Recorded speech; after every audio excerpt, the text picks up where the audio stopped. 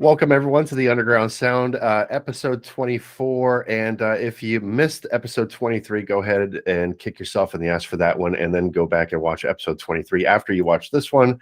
I am DJX Tech. With me, as always, is Carlos Fandango, and our newest edition is Smart Monkey. Together, we are putting the us back into music. Please do like, subscribe, and share, and we'll find the music you like to hear. And don't forget to click on the bell so you get all the notifications of whenever Tom uploads the new videos from the Underground Sound.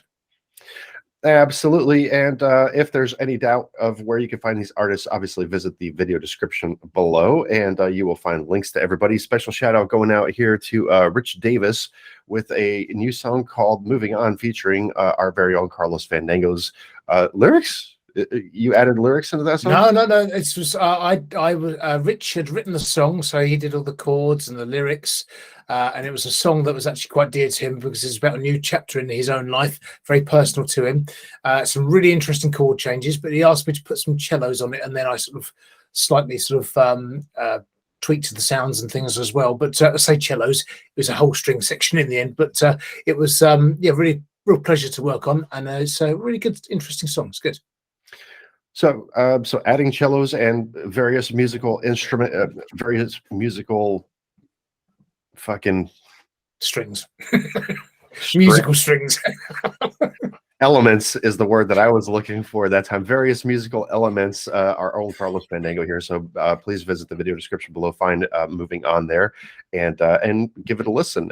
Special shout out going out to our show sponsor, Nathan Bashir of Monsters Are Real. Nathan has submitted a song for us to play today as the kind of like show opener. And this one is called From the Darkness. So check it out. From the Darkness by Monsters Are Real.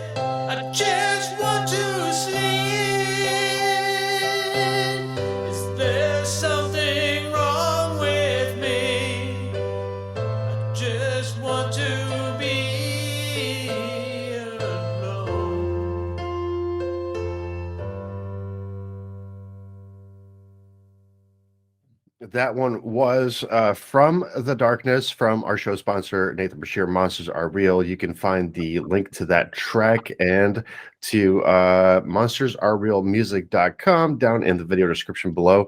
For those of you that don't know this, Nathan is a one-man band. He literally writes the songs, puts them all together. So he's when you're hearing the keyboards, he's actually playing them. He's playing the drums. He's playing the guitars. He's doing everything on that track. Much of like what Carlos Fandango does too. Carlos Fandango is a one-man band, pretty much himself.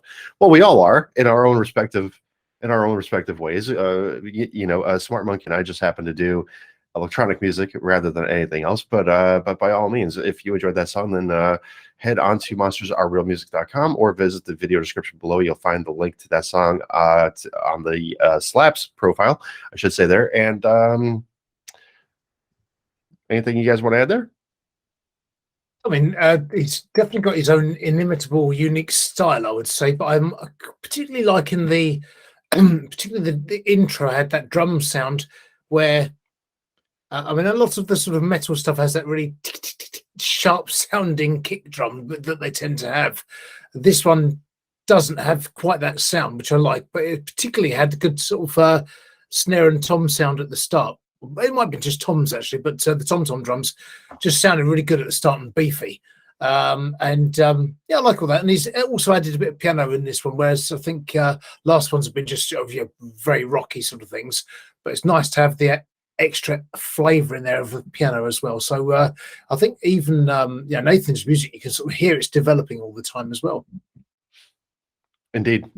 I must admit, I quite like the fact, you know what I'm like. I like a song that takes you on a bit of a journey that isn't too repetitive, and there were subtle changes as the song was going through that just kept your interest and it kept it moving. And I saw someone have made a comment very similar, that it takes, that it's got a nice kind of evolution to it. And then right at the end, that piano just fade out on it is really nice, actually, that little bit of piano to end the song on. I liked it, as I mentioned to Nathan a few times myself. Is what I really like is his storytelling, because if you listen to the all the lyrics there, every song is written with very much so intent and purpose behind it. So great job there. And once again, thank you for the song. Thank you for sponsoring the show, so we can kind of like keep our thing going on here. Moving on to the start of our show. Hopefully Smart Monkey will keep his mouth in check today. Carl, what do we have for track one coming up here? Okay, so track one, we've got the Rapid Onset and a song called I'm the One. Now, it's Kiri Ann Ryan Beresnay, who is the sort of artist behind the Rapid Onset. Says a multi-instrumentalist queer woman making punk, rock and metal music. Joined only last year in April, so on Slaps, that is. And influences include Alice in Chains, Metallica, Megadeth, Iron Maiden, Dio, Black Sabbath and Judas Priest. So this is, if I remember rightly, this was sort of a punky sort of rocky one to open the show with. I'm the One. It says that on the song notes, my wife is hiking the Pacific Crest Trail this year, 2,600 miles from Mexico to Canada. Wow. And I'm working on an EP or album maybe of songs inspired by her journey. This is the first song in that project. Nice. So a storytelling kind of song yet again. So here we go. Let's check this one out. The Rapid Onset with I'm the One.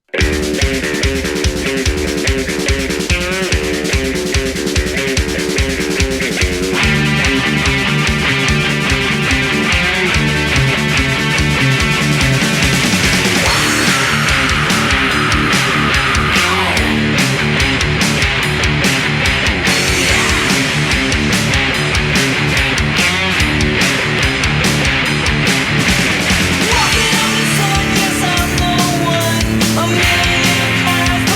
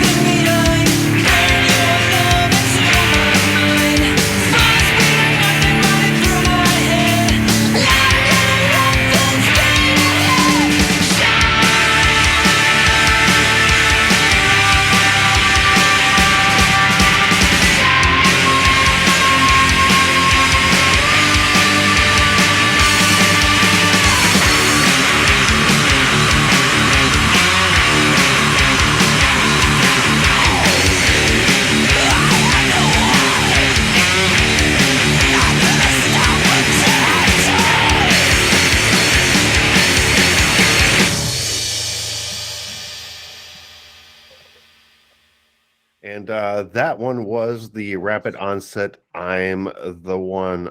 Carl, take it away, sir. Yes, right. Well, lots of, I mean, from the outset, you've got that riff that really gets you into it and immediately gets you sort of head bopping and your feet tapping. And it's, yeah, lots of high energy and screams and roars. And it's very sort of punky Joan Jett kind of thing, I suppose. And commercially viable, I would say, as well. Probably would make a very good live track.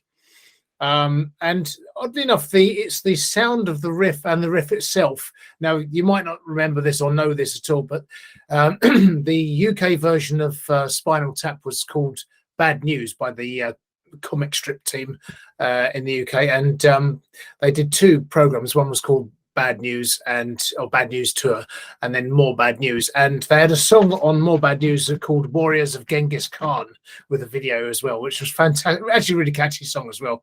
But it reminded me of that somehow as well. Just had that sort of feel to it, that vibe, without the content and sentiment. But yeah, this is good. I would say good luck to your wife on the journey. And yeah, it's good that that's inspiring songs. So keep it up, keep them coming, and yeah, I think there's a good effort all round. It's good.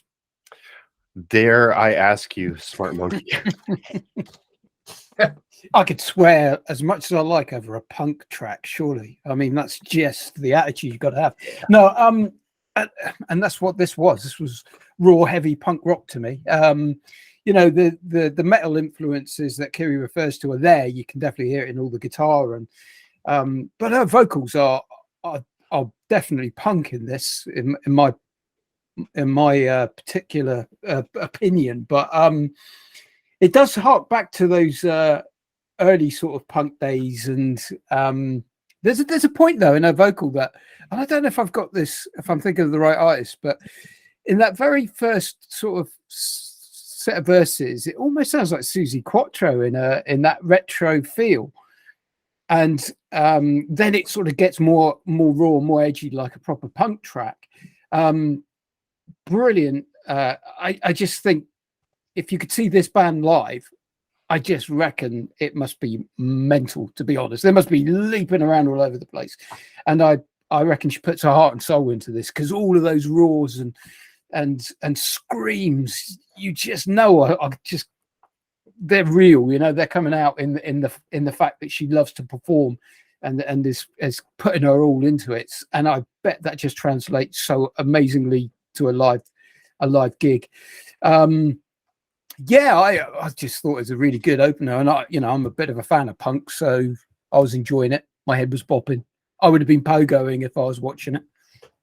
I got a really nice 90s kind of feel out of this. I was thinking kind of like in the realm of Jane's Addiction. And the thing, listen, like the middle portion, the guitar solo was awesome. I think that, you know, these the power chords that were coming through here and everything like that, you know, I gotta say, I think that we should bring the vocals a bit forward, and I think that there's a little bit of automation work here that needs to be done. But this may just be the style of the song as well. For my 2 cents, what I would do personally is, if I were writing the song, which I didn't, but you know, if I were to write the song, I would have definitely given vocals a little bit more presence, because they seem to be lost in the background of the instruments. But the overall vibe of the song is kind of like just exactly what Rob was saying here, is like, you know, if you were to see this live, this would be a spectacular show. There would be I'm assuming so much going on. You know, you could have like pyrotechnics behind this, and I think it would just be awesome. Just once again, the power chords, the great guitar solo, my 2 cents here is just bring the vocals a bit forward, and I think that we definitely have a very, very, very, very commercially viable song. That's just my opinion, though. So you heard it from the other 2 gentlemen here as well, that this song gets a thumbs up from all 3 of us here, and we're going to move on to track number 2 here, which I'm just going to assume is a little bit tamer than the last track that we just listened to, Carl. Well, yes, tamer, definitely tamer. And this one's Catalina Claro, Amantes en el Jardín. So let me just work out if that's so she's from Barcelona in Spain. Cantante, compositora, so singer, composer, pianist, and producer. That's me translating as well. I'm just as good as Google Translate any day. And yeah, and not a lot of more information, but she's had a couple of songs only uploaded recently to Slap, so she just started. And this one I think was I can't remember a great deal about it, to be honest. So it's going to have to remind me by playing. Bad memory. I told you, Tom, honestly, I've got a bad memory. So it's like they're completely fresh when I hear them now, honestly. Well, that's a good thing, because, you know, just like the way you hear it now is the way I hear it. Is the way that I'm hearing it all over again for the first time. All right. Exactly. All right. Yeah. Catalina Claro with Amantes en el Jardín, also available on Spotify. Once again, folks, hop down into the video description below, find the links to these artists, go show some love. But for right now, let's give this one, and let's listen to this one, I should say, and let's check it out. Nada era tan bueno como estar, nada tan sagrado jugando así, amantes en el jardín, tú y yo. Nada era tan bueno como estar, nada tan sagrado jugando así, amantes en el jardín, tú y yo. Nada de historias ni despedida, dejemos la puerta abierta, tu mirada es agua que refresca, tú y yo. Nada era tan bueno como estar, nada tan sagrado jugando así, amantes en el jardín, tú y yo.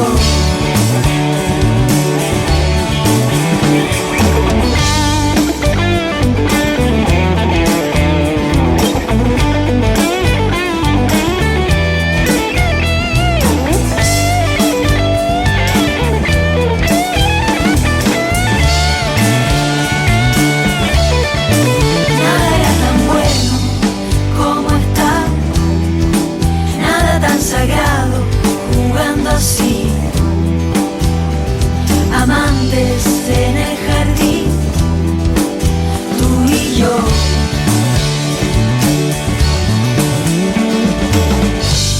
Pasarán lágrimas antiguas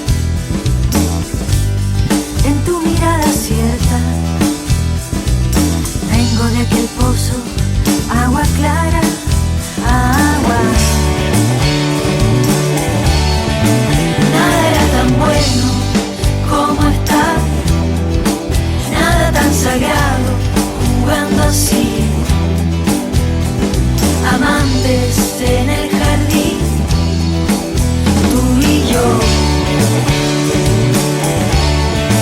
Nada era tan bueno como estar, nada tan sagrado jugando así, amantes en el jardín, tú y yo.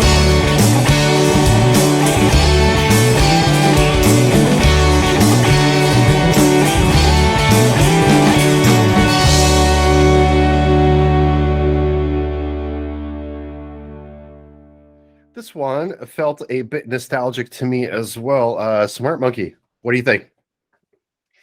Yeah, nice upbeat pop song, I think. It's just got a really nice voice, and it has a really good vibe to it, and you know, you just get behind it, and it's really enjoyable. My only one sort of negative I'd throw in there is that it gets a little bit repetitive, and it's the same sort of chorus and verse that's repeated over and over again.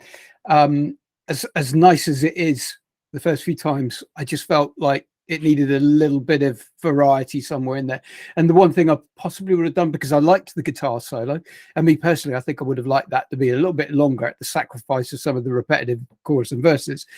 But the vocals are lovely, and the whole song has a really good feel about it, and the harmonies are really good. So it's a good song, and I do like it. It just repeated a little bit. I think that Carl's going to know my beef here, and so I'll just pose the question. Carl, are the vocals overlaid? I reckon you're going to say they are. That's why I just asked you the damn question. Okay, yes, they're overlaid, but Okay. it's not something I've actually really spotted and noticed that much, because I was busy listening to because it's a very nice soft voice, and it's quite a melodic song as well, particularly the chorus. Da, da, da, da, da, da, da, da, da, da. So it's nice little pleasant harmony with subtle. This is the thing about harmonies as well; they can be nice and subtle just to support the lead vocal. So they've taken a very less is more approach on that front, because it's just selected parts of the song, that have the supporting harmonies. But a song with a guitar solo, nice warm production, and some really nice bass fills at the end of the phrases as well. So overall, nice sort of retro sort of vibe and Euro flavor to it. So there's something really nice about it. It's something a bit 70s about it. But I think over to you, Tom, because it sounds like you have a bit of a beef with this one. No, I don't really have a beef with it. I mean, I do think that the vocals are overlaid. However, I did find that it gave me kind of like a Lisa Loeb or kind of like a Four Non Blondes kind of feel to it, because it was quite rocky. But I do think that the vocals themselves were kind of like Lisa Loeb-ish. You know what I mean? Where she had her pop hit, which was Stay.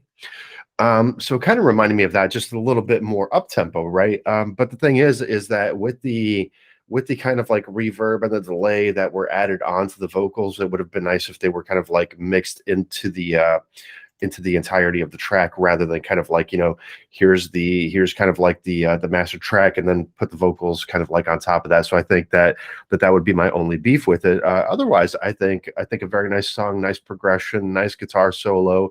Very 90s feel to it for me, personally. So I do think that overall, as the song comes together and the way that the song is put together, I think great job. That would be my only critique, would be to bring those vocals into the mix, and I think that it will get a lot better. I see nothing but bright futures so far. Well, actually, now you say 90s mix, 90s sort of feel to it, I'm thinking, oh yeah, I suppose it's sort of late 90s Natalie Imbruglia sort of feel as well. That was that kind of be, yeah. It has a more 90s feel to me, I think, something about it. But I wonder if Catalina's doing it all again. I think so, judging by the description. If I translate it correctly, she is doing most of it, if not all of it. Yeah, so all of that track, and then laying her harmonies and everything. So, it's I still like it. I think it's good. Okay. So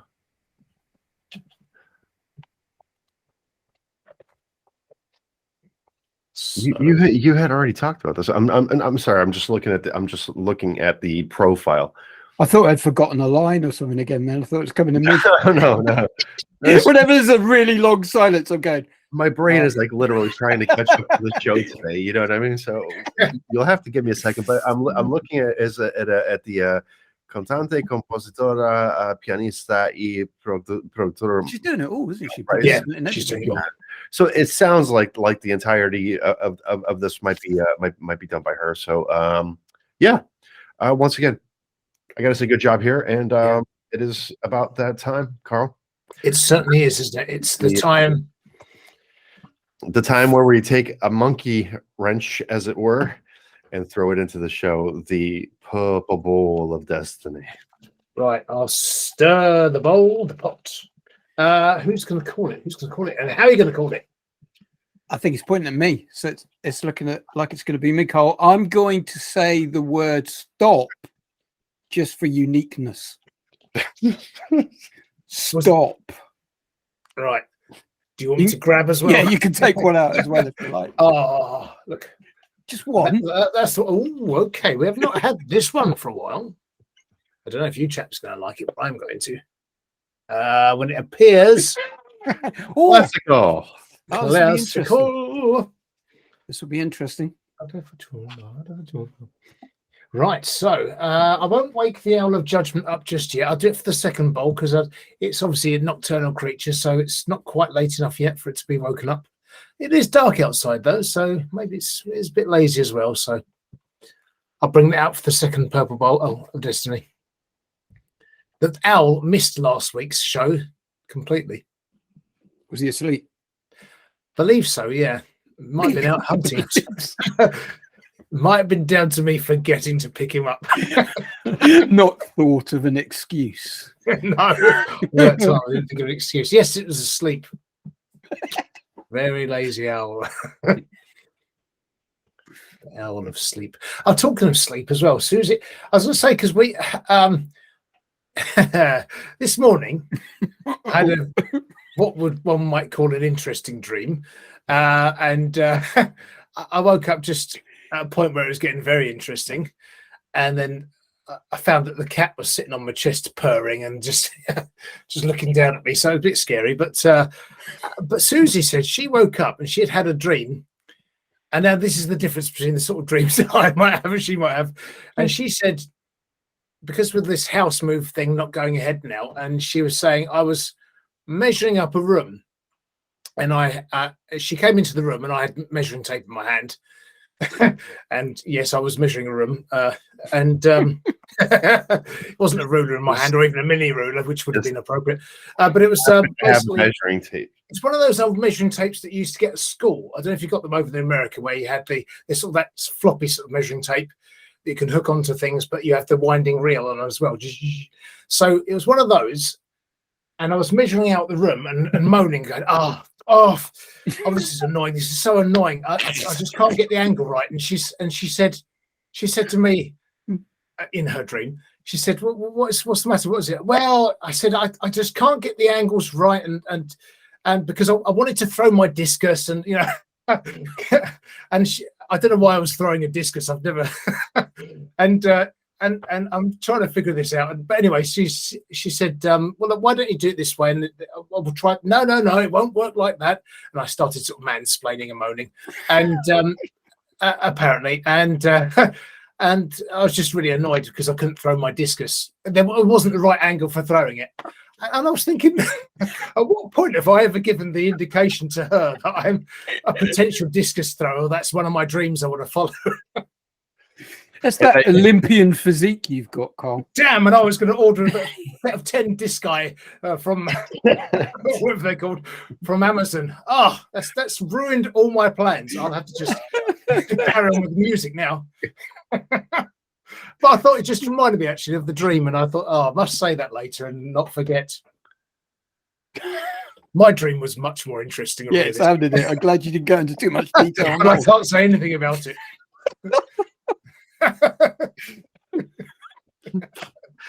All right.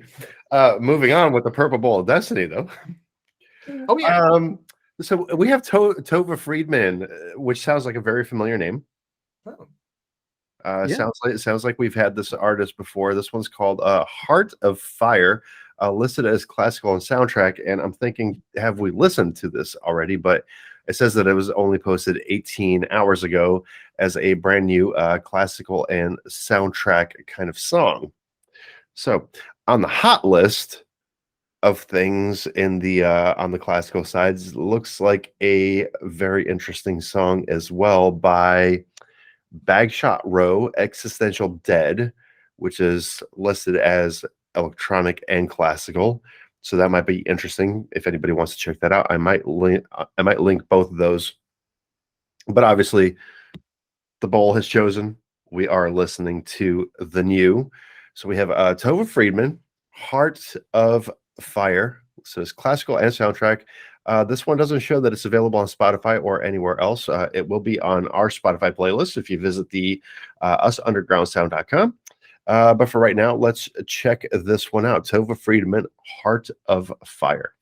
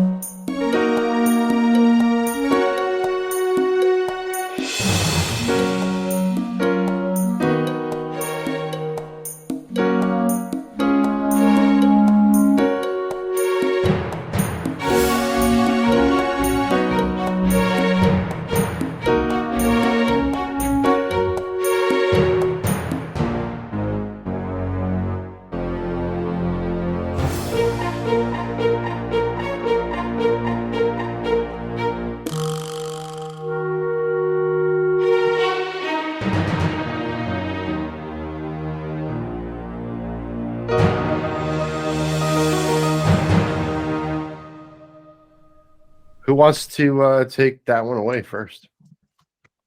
What do you reckon? Go for it, Carl. Shall I? Go on. Nobody wants to Okay. talk. Okay. Yeah.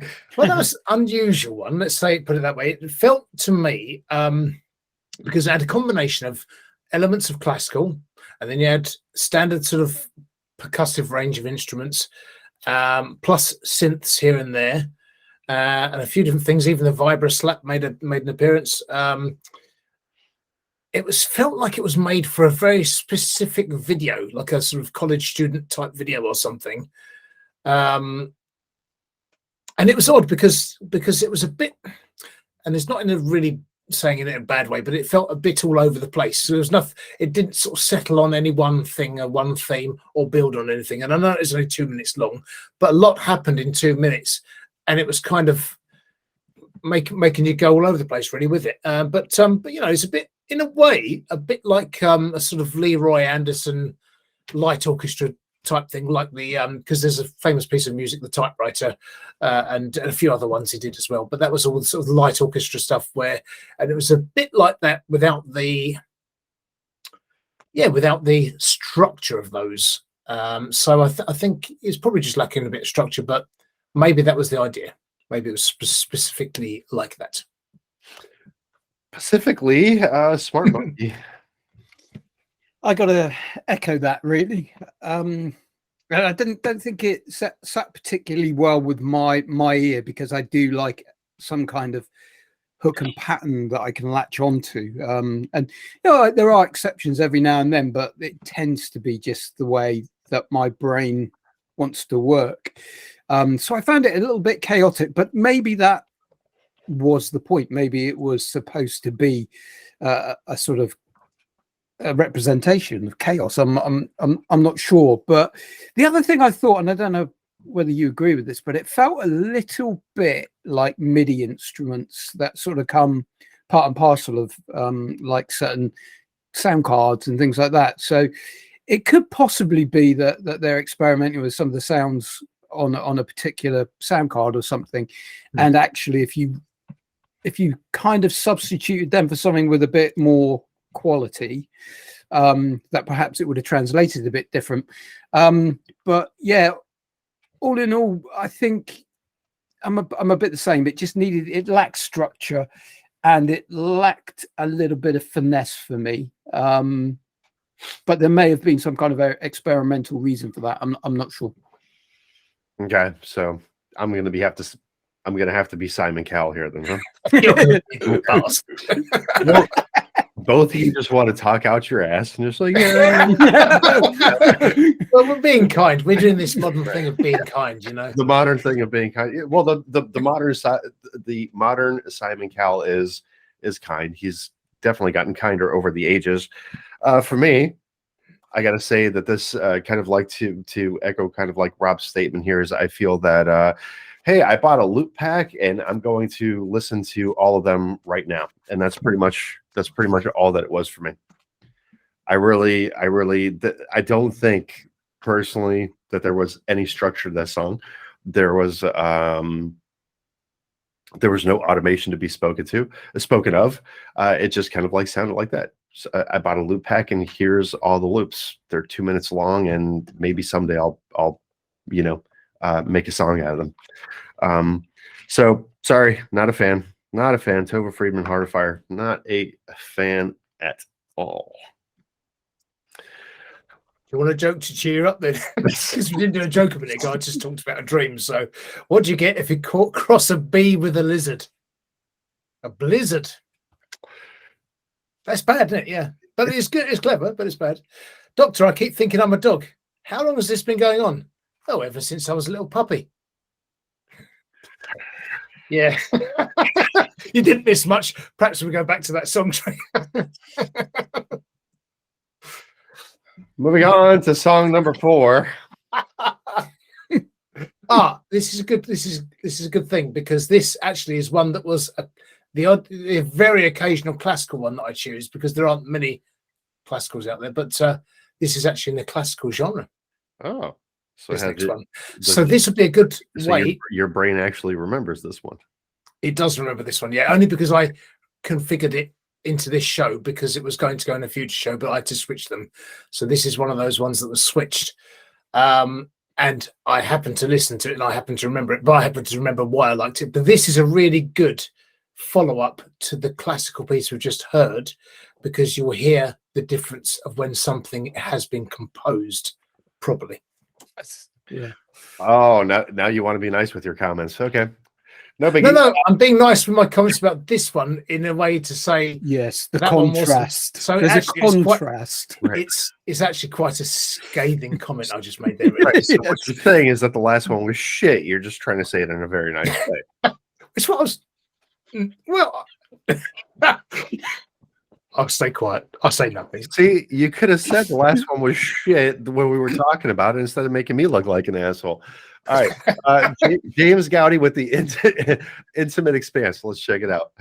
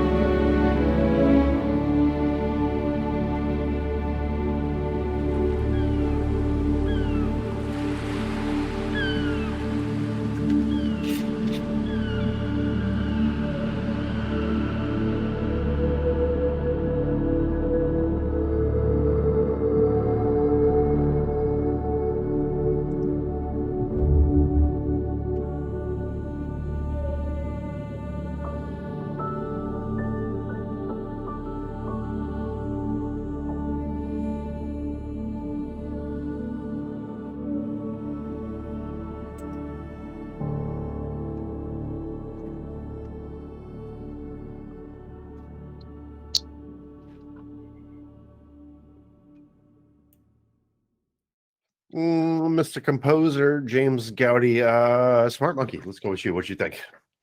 I was really impressed with that. I'm not gonna lie. I mean, that has elements of pretty much every like classical composer that I think I've ever heard. And it's sort of development as it goes along into those almost like different styles of composers that are out there. I mean, this is a modern artist here that's creating music that has that very traditional classical feel about it, and it's just so impressive to create a track like that. Personally, I think is really difficult to be able to get it to honor that kind of very classical feel of all those different composers, and then it ends almost in a very contemporary ending, and there was almost like a Vangelis Chariots of Fire ending for me on the end there. It just evolves through almost the eras of classical music, and it does it so well and so beautifully. Those instruments, I don't know what they are, but they're, as Carl's just said, the contrast between the instrumentation, if you get it right, that's fantastic. It's really good. It's really good. Agreed. Carlos Fandango. Yeah, really nice. I mean, a good lesson learned between the contrast of the two styles there. One was manic and chaotic, and the other, I mean, obviously it's a different kind of composition, but it was a composition, and it was thoughtful, well structured, well composed. It created a soundscape, obviously with the sound effects at the end as well, and that at the end with the gulls and the sort of coastal sounds was reminiscent. I would recommend a piece of music that you probably may never have heard is Cantus Arcticus by I know Johanni Rautavaara, and Cantus Arcticus, particularly I think it's the second movement, the melancholy part, is just stunning because it has birdsong that's been slowed down and it's haunting. It's just the most amazing piece of music. I love it. But that's sort of so slightly reminiscent of that in a way, very cinematic in a sort of James Horner way. But it was drawing, I mean, it reminded me, I think I saw in my comments there, it was reminding me of Benjamin Britten's 4 Sea Interludes, another good piece of music. But it also draws on Delius, I've Elgar, Vaughan Williams, those kind of composers, the Lark Ascending. There's just that feel about them. So that's definitely there. And some of the chord changes were exquisite. So, but the way the orchestration was actually handled, and as you say, the instruments, I mean, there was the whole sort of orchestra was used, but in a delicate way. The woodwinds are the bits that really sort of, I think, stood out nicely there. But yeah, a really good composition. Lovely. I liked it. Obviously, jumping from what we heard to this song, I gotta say I love the build, and for me, what I was kind of picturing is I could definitely see this particular song in a film like Braveheart, for example. I think that it would have done very well in something like that, like a nice kind of like classical kind of like timepiece. So commercial viability is there for this composition, and this is the difference between a composer and somebody that's just kind of like throwing stuff out there, right? It's because I'm just gonna say that James he knows what he's doing. He's layering everything up nicely. The automation is done very nicely. I know that I saw that he said that was it Muse Course or Muse Corp? Oh, Muse Score. It's one word, but it's a conjoined word of Muse and Score. Is the orchestration pack that he uses. So I need to look into that as well because it just sounds fantastic. I think it sounds phenomenal. For once again, we talked about, I think maybe 2 or 3 shows ago, about Reason. How Reason had like the kind of like the orchestral pack, and I don't even think that Reason's orchestral pack sounded as good as this one actually did. So arranging these little bits as nicely as they are to be able to complement it, that it could actually be film worthy, is I think enough said kind of thing right there. So nice job, James Gaudi, with Intimate Expanse. Very nicely done. I would also add one more thing to that, is if anybody wants to look up James Gaudi, it looks like he's done it looks like an EP and 3 albums. One's called Flying, one's called Reflections, and that one, the track from there was called Eye of the Sea. So it's a sea and coastal sort of oceanic themed album by the looks of it. And if it's anything like that, I think the whole album will be absolute dream to listen to. There you Yeah, go. absolutely. The knowing your way of how to construct a song like that is just not easy. That just takes all of those elements of classical music and how you construct those pieces. I just thought it was really clever.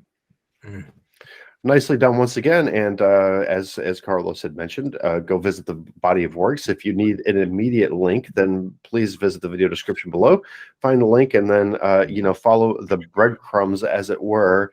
And now we are on song 5 of our show today, The Keeper of Things Sea Song. Yeah, The Keeper of Things is from Flitwick in Bedford in the UK, not far from Luton Airport. Original music from an English band of musicians and songwriters, a variety of folk, rock, pop songs. Doesn't say about any influences, but they, this song is a relaxing, mellow song to dream and drift away, especially on a winter's night. This gentle video helps set the scene. So there's a video out as well on YouTube that people might want to check out. So, but yeah, this is The Keeper of Things. It's called Sea Songs. I didn't realize by putting the James Gaudi one next to it is actually, it looks like there's a sort of relaxing sea theme developing for the first half of the show. It does, doesn't it? So yeah, here we go. Let's check it out though. Sea Song by The Keeper of Things. This is available on Spotify and YouTube, and it's listed as folk more than anything else here, as the genre. So let's check it out.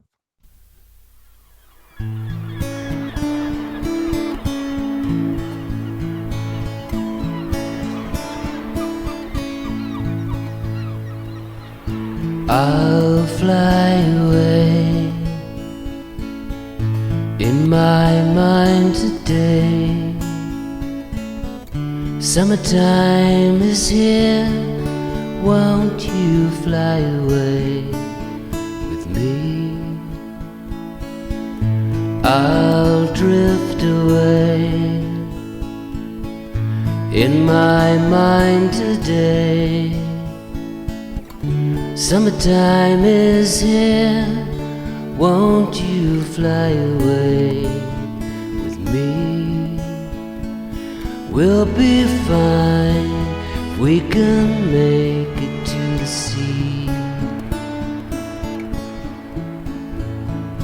We got time on a summer's day, you and me.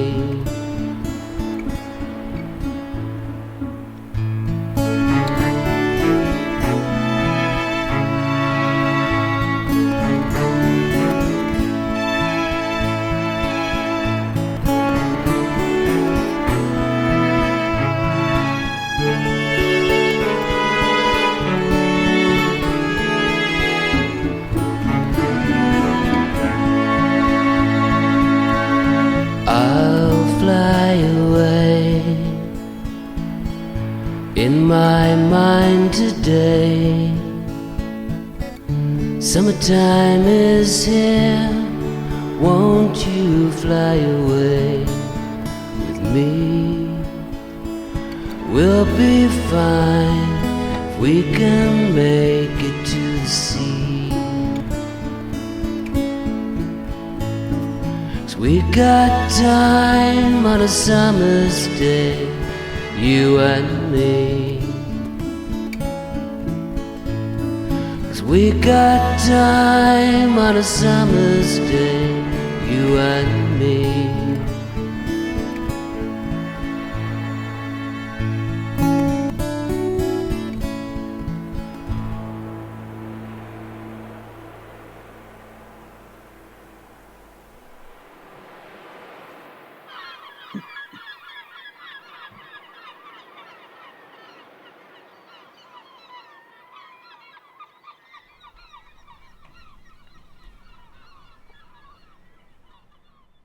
I freaking hate seagulls, by the way. Carlos Fandango, take it away, sir. Okay. Any reason? It's just because they're a bit aggressive or something? They're annoying. They're annoying. If you bring food to a beach, oh my God, you're gonna... I was just thinking maybe you had some sort of seagull incident, No, like in the birds or something, you know. No, nothing like your discus thing, you know. So Right, okay, yeah. You don't want to come to Cornwall. Loads of seagulls in Cornwall. well, I don't mind it. Okay, here's the thing. I don't mind seagulls as long as there's no goddamn food around, you know. So yeah. I met one of my customers once. Not a really nice guy he was actually, but he actually went on because he lives in sort of East Kent coastal area, and he actually went on a 2-day course about defense against seagulls or something like that. I don't know what the title of the course would be. It's something like that, you know, how to defend yourself. Is it a martial art of some sort? Yeah, well, basically, but he said actually it was really good, useful, because there are ways of protecting. Because the gulls came down to attack the kids when they were having a picnic. He said they had a big family gathering, and the gulls came down and started attacking, and they employed all these tactics and things, just all shielded around and gathered around, and the gulls all kind of left everything. Right. Probably whacked a few in the head. So they're big old birds, and they've got sharp beaks. I was going to say peckers, sharp peckers. Big old peckers they've got. Beaks is the word. Beaks. I'm struggling to find the right words today. And those things there, they're wings. Oh, Yeah. right. Okay. what? They're not flappers. Yeah, that's what I thought they were. Peckers and flappers. Flapulators. Flappers. But this song, honestly, that's right. Okay, what can I say about this song? Okay, it creates a soundscape with the gull sounds and everything. The music, very simplistic and yeah, just nice, stripped back, bare, and often those are the songs that are the most intimate. And it is an intimate vocal. It's dreamy, drifty, but it also for me, it transported me straight away. When I first heard this one, it was onto another plane. It's in the same way that I've mentioned him before, Jeffrey Gurumul Yunupingu. Yeah, some of his songs just take you to another place, another world, another planet. You know, it's just fantastic. But that voice I thought was stunning, because he's got a very Don Everly or Everly Brothers sort of voice. And I was singing along and thought, actually, the vocals sit quite well, actually. So I'd be keen on potentially collaborating one day. But I was thinking a Phil Everly higher vocal on that one would go nicely as well. So it's a sort of one that the Everly Brothers in their prime would have done really well. But there's also a bit of Donovan in there, in so much as there's a beautiful song called Sadness by Donovan, not similar in many ways, but it's got that sort of intimacy to it. And it's on the same level for me as something like Don McLean's Vincent, because it's got that sort of simplicity of vocal, guitar, and not a lot more than that. But I thought it was stunning. I really do like that song. The lyrics are sort of intimate, but also, they're ambiguous enough and intimate enough at the same time to take you just somewhere else or relate to you. It's relate to anybody, I think. Great song. I loved it. I love that one. Smart Monkey, let's hear it. Yeah, it's really interesting that you sort of say about how it took you to somewhere. And when I listened to this song, it took me mentally and visually to the same place that I had in my mind when I wrote one of my songs, which is really odd. Which one? Camber Sands. Just to the beach. No, not that one. Actually. No.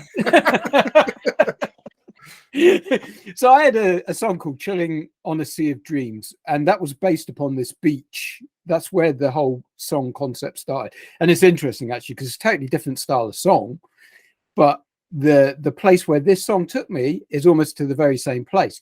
Now, what was really weird is I then went and had a look at the video for this song, and the similarities between our two videos. I mean, mine goes more modern as it goes, because that was the journey of my song and my video.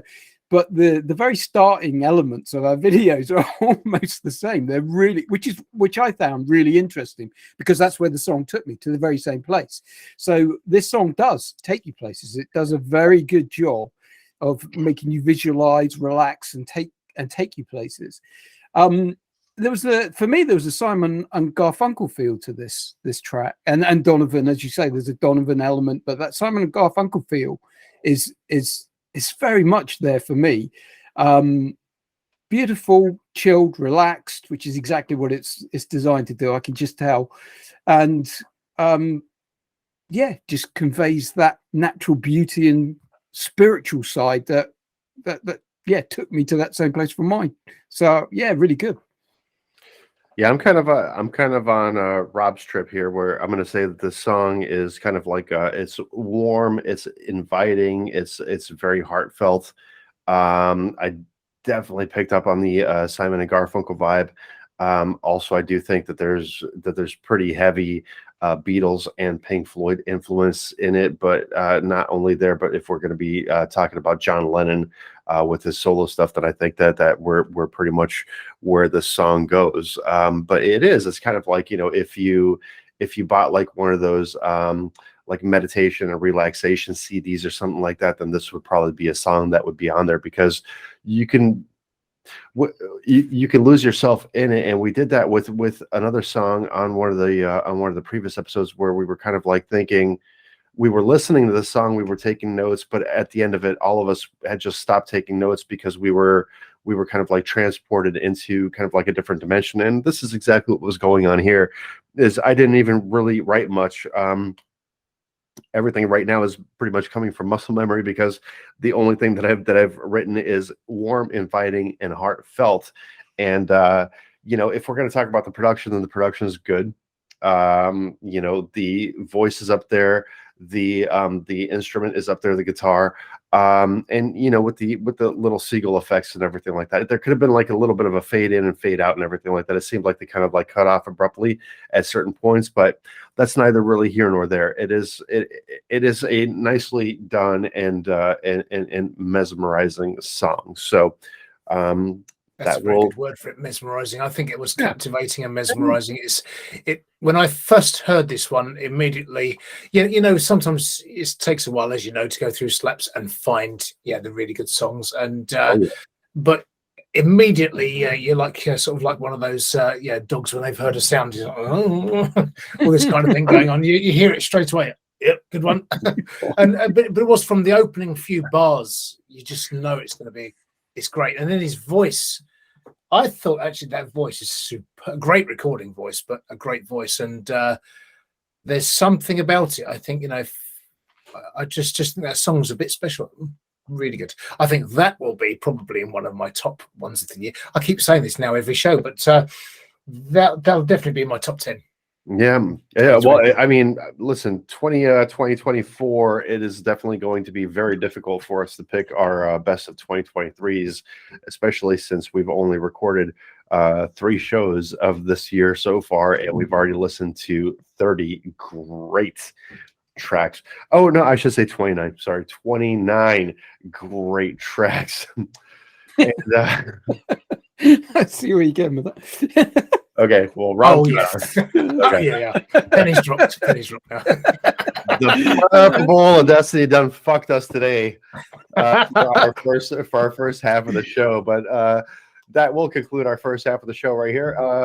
Carlos Fandango, Rob Williams, otherwise known as Smart Monkey, and yours truly, DJX Tech. We will be going on our quick break here. It will be extremely seamless for you. Watch the pen. And I told you that would be seamless. We are back now for our second half of the Underground Sound episode 24. And once again, if you do not know where to find these artists that we've been reviewing today, by all means, please hop down into the video description below, find the links to these artists, go show some love. And as always, visit usundergroundsound.com, find our Spotify playlists, and hopefully they'll be updated soon enough so that way they will reflect each of these shows, and you can make those Spotify playlists your own. And gentlemen, I have exciting news for you here. Oh, yes. Yes, we have gotten a message from Katy Perry. Oh, wow. That's fantastic. How about that, Rob? Hey. Very. What's she say? And it says she loves all the new female music artists, talent we've been playing on the show recently. More power to women. That's so cool to get a message from Katy Perry. And oh, wow. That's incredible. We're moving up like a firework. Hey. It makes me want to roar. Oh, that is absolutely brilliant. We know we're onto something good then when Katy Perry messages us. Yes, gentlemen, that is Mrs. I should say, K.T. Perry from Eastmoor Estate in Wakefield, Yorkshire, in the United Kingdom, and she works in the local STD and family planning clinic, and wishes the team well. Oh, okay. Well, yeah, I suppose thanks, Mrs. Perry. Did you say she worked in the STD clinic? Yes. Yeah, I think I know her. Oh, yeah. The plot thickens. You heard it here first, folks. I do like that. I think I know her. Very good. All right. Take that, Nathan Brashear. Nathan Brashear, our sponsor for the show today, says we have no future in comedy. I beg to differ, sir. Right now on the Underground Sound episode 24, we are moving on to our sixth song of the day, which is by an artist called BPeasy, or BPeasy. Yes, BPeasy, I think it is, and it's Brian Perry is the chap who's behind that. Try and look and see what it says about him. Not a lot is to be said about him, but it says his second single and his attempt at creating a feel-good pop song. Thanks so much for listening. The track is actually called Like a Glove. Like a glove.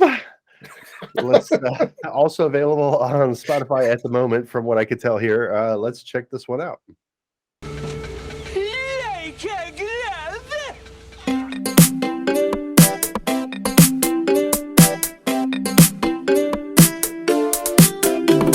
An open invite to a world that's inside you, so hard to describe to just anyone. Your outlook is half full, your laugh helps me pass go. All of the math shows you're number one. Sit by the fireside, make up a song. Life is a game and we just started playing. Look on the brighter side and sing along. Life is a joke and we just started slaying. I live for that carefree kind of love. No stress, we laugh at it all.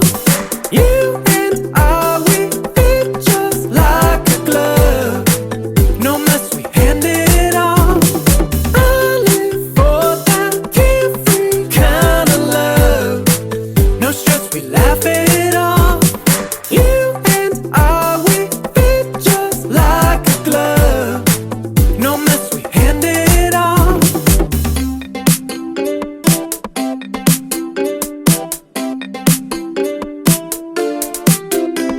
No drama to keep straight, maintaining a clean slate. Mistakes we don't inflate, avoid the fight. We've got our own language, we roll with the changes. Embracing the strangeness, we keep it light. Sit by the ocean side and wave along. Life is a chance and we just started choosing. Take the slow motion ride, we all belong. Life is a dance and we just started grooving. I live for that carefree kind of love. No stress, we laugh at it all. You and I, we fit just like a glove. No mess, we handed it off. I live for that carefree kind of love. No stress, we laugh at it all. You and I, we fit just like a glove. No mess, we handed it off.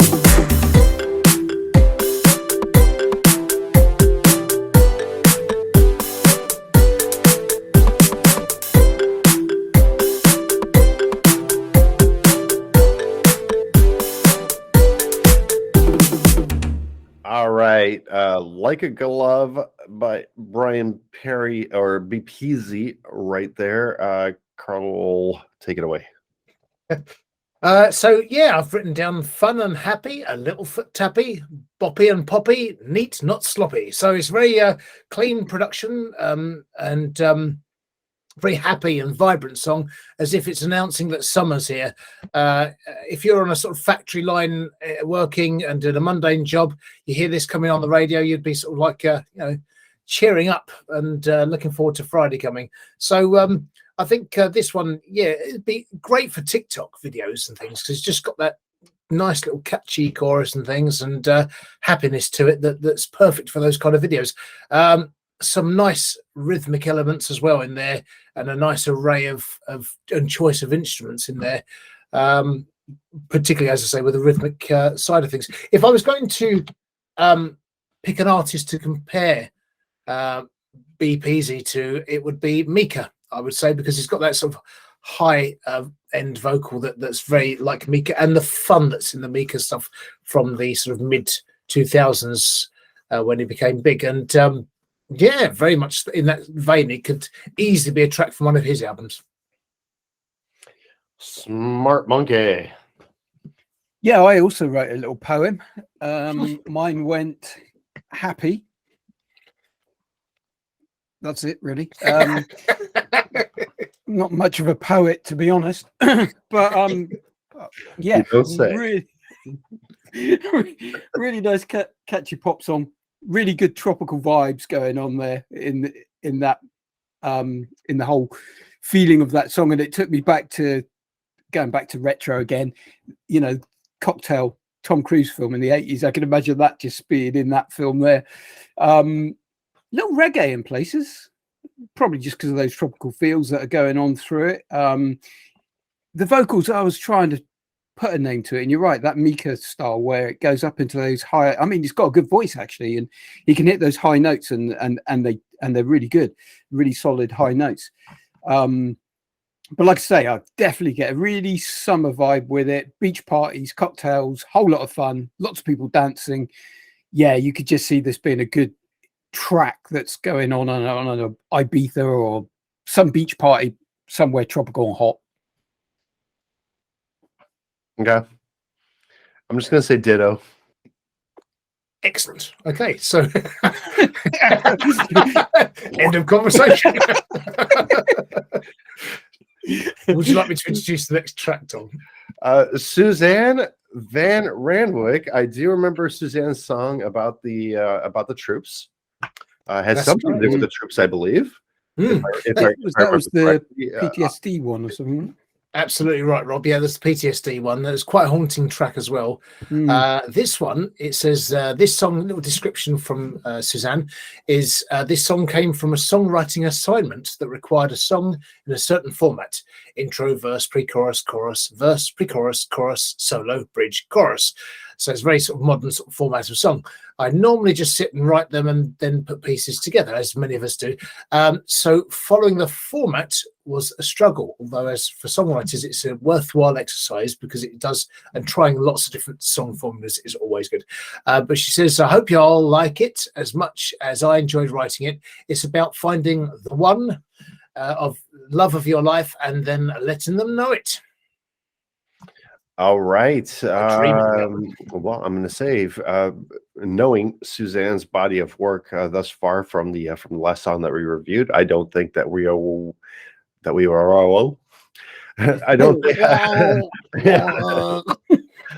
don't. I don't think that we'll be disappointed with this one. Although I've been proven wrong twice on this show thus far.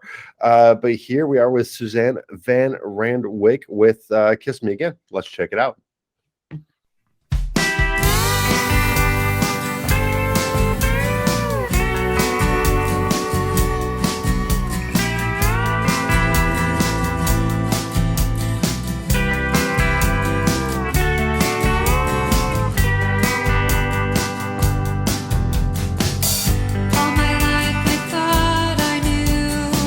Exactly what my heart was gonna do. I never thought there would be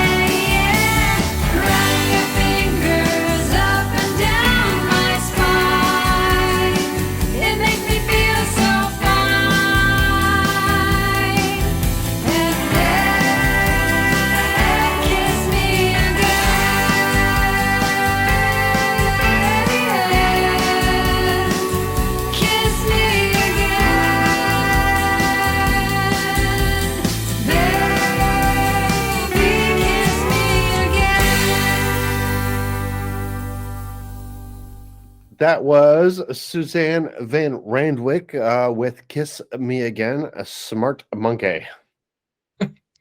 Well, my foot was tapping there. It was tapping away. My head was bopping. It's a really catchy song. It has cowboy song feel to it. I say cowboy song. I mean, cowboy song's probably doing it an injustice, but I do seem to have trouble saying the word country without accidentally swearing. So I've been going through therapy for that, just to be able to say that. So's Kevin Dakin. But it was really, really good, really catchy, and I just could not keep still. I was tapping my feet, bopping my head.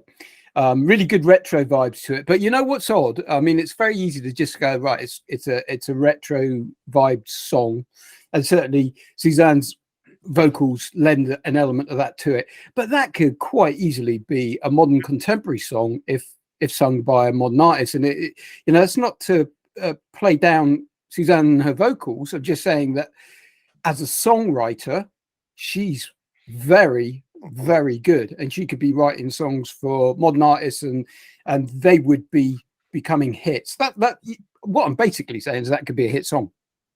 It's so well constructed and so catchy, so boppy. It's really good. All right, Carlos Fandango. Yeah, I agree with that. It's a good point, because one hopes always that someone might pick up your song somewhere and cover it, because that would be ultimate compliment, really. But it is coverable. I mean, it's an old style of song, and yet a lot of the artists, the modern artists, are doing those kind of slightly retro tinged songs. We've had sort of slightly disco tinged 80s, so there's no reason why they shouldn't pick up something like that, add a few modern twists and sounds to it, and then sing their kind of vocal over it. So but I like her vocals. It reminded me a little bit of Judy Collins' Open the Door, that kind of style. Nice song that is. And but I like her straight, pure, honest vocals. There's no sort of vocal affectations and frills, but it's just her. You do get the sense it is just her singing it. The pre-chorus reminded me of something. It's going to bug me probably all night now. So I don't know, but it's basically it reminded me of something. But nice vibe. I'd say assignment accomplished.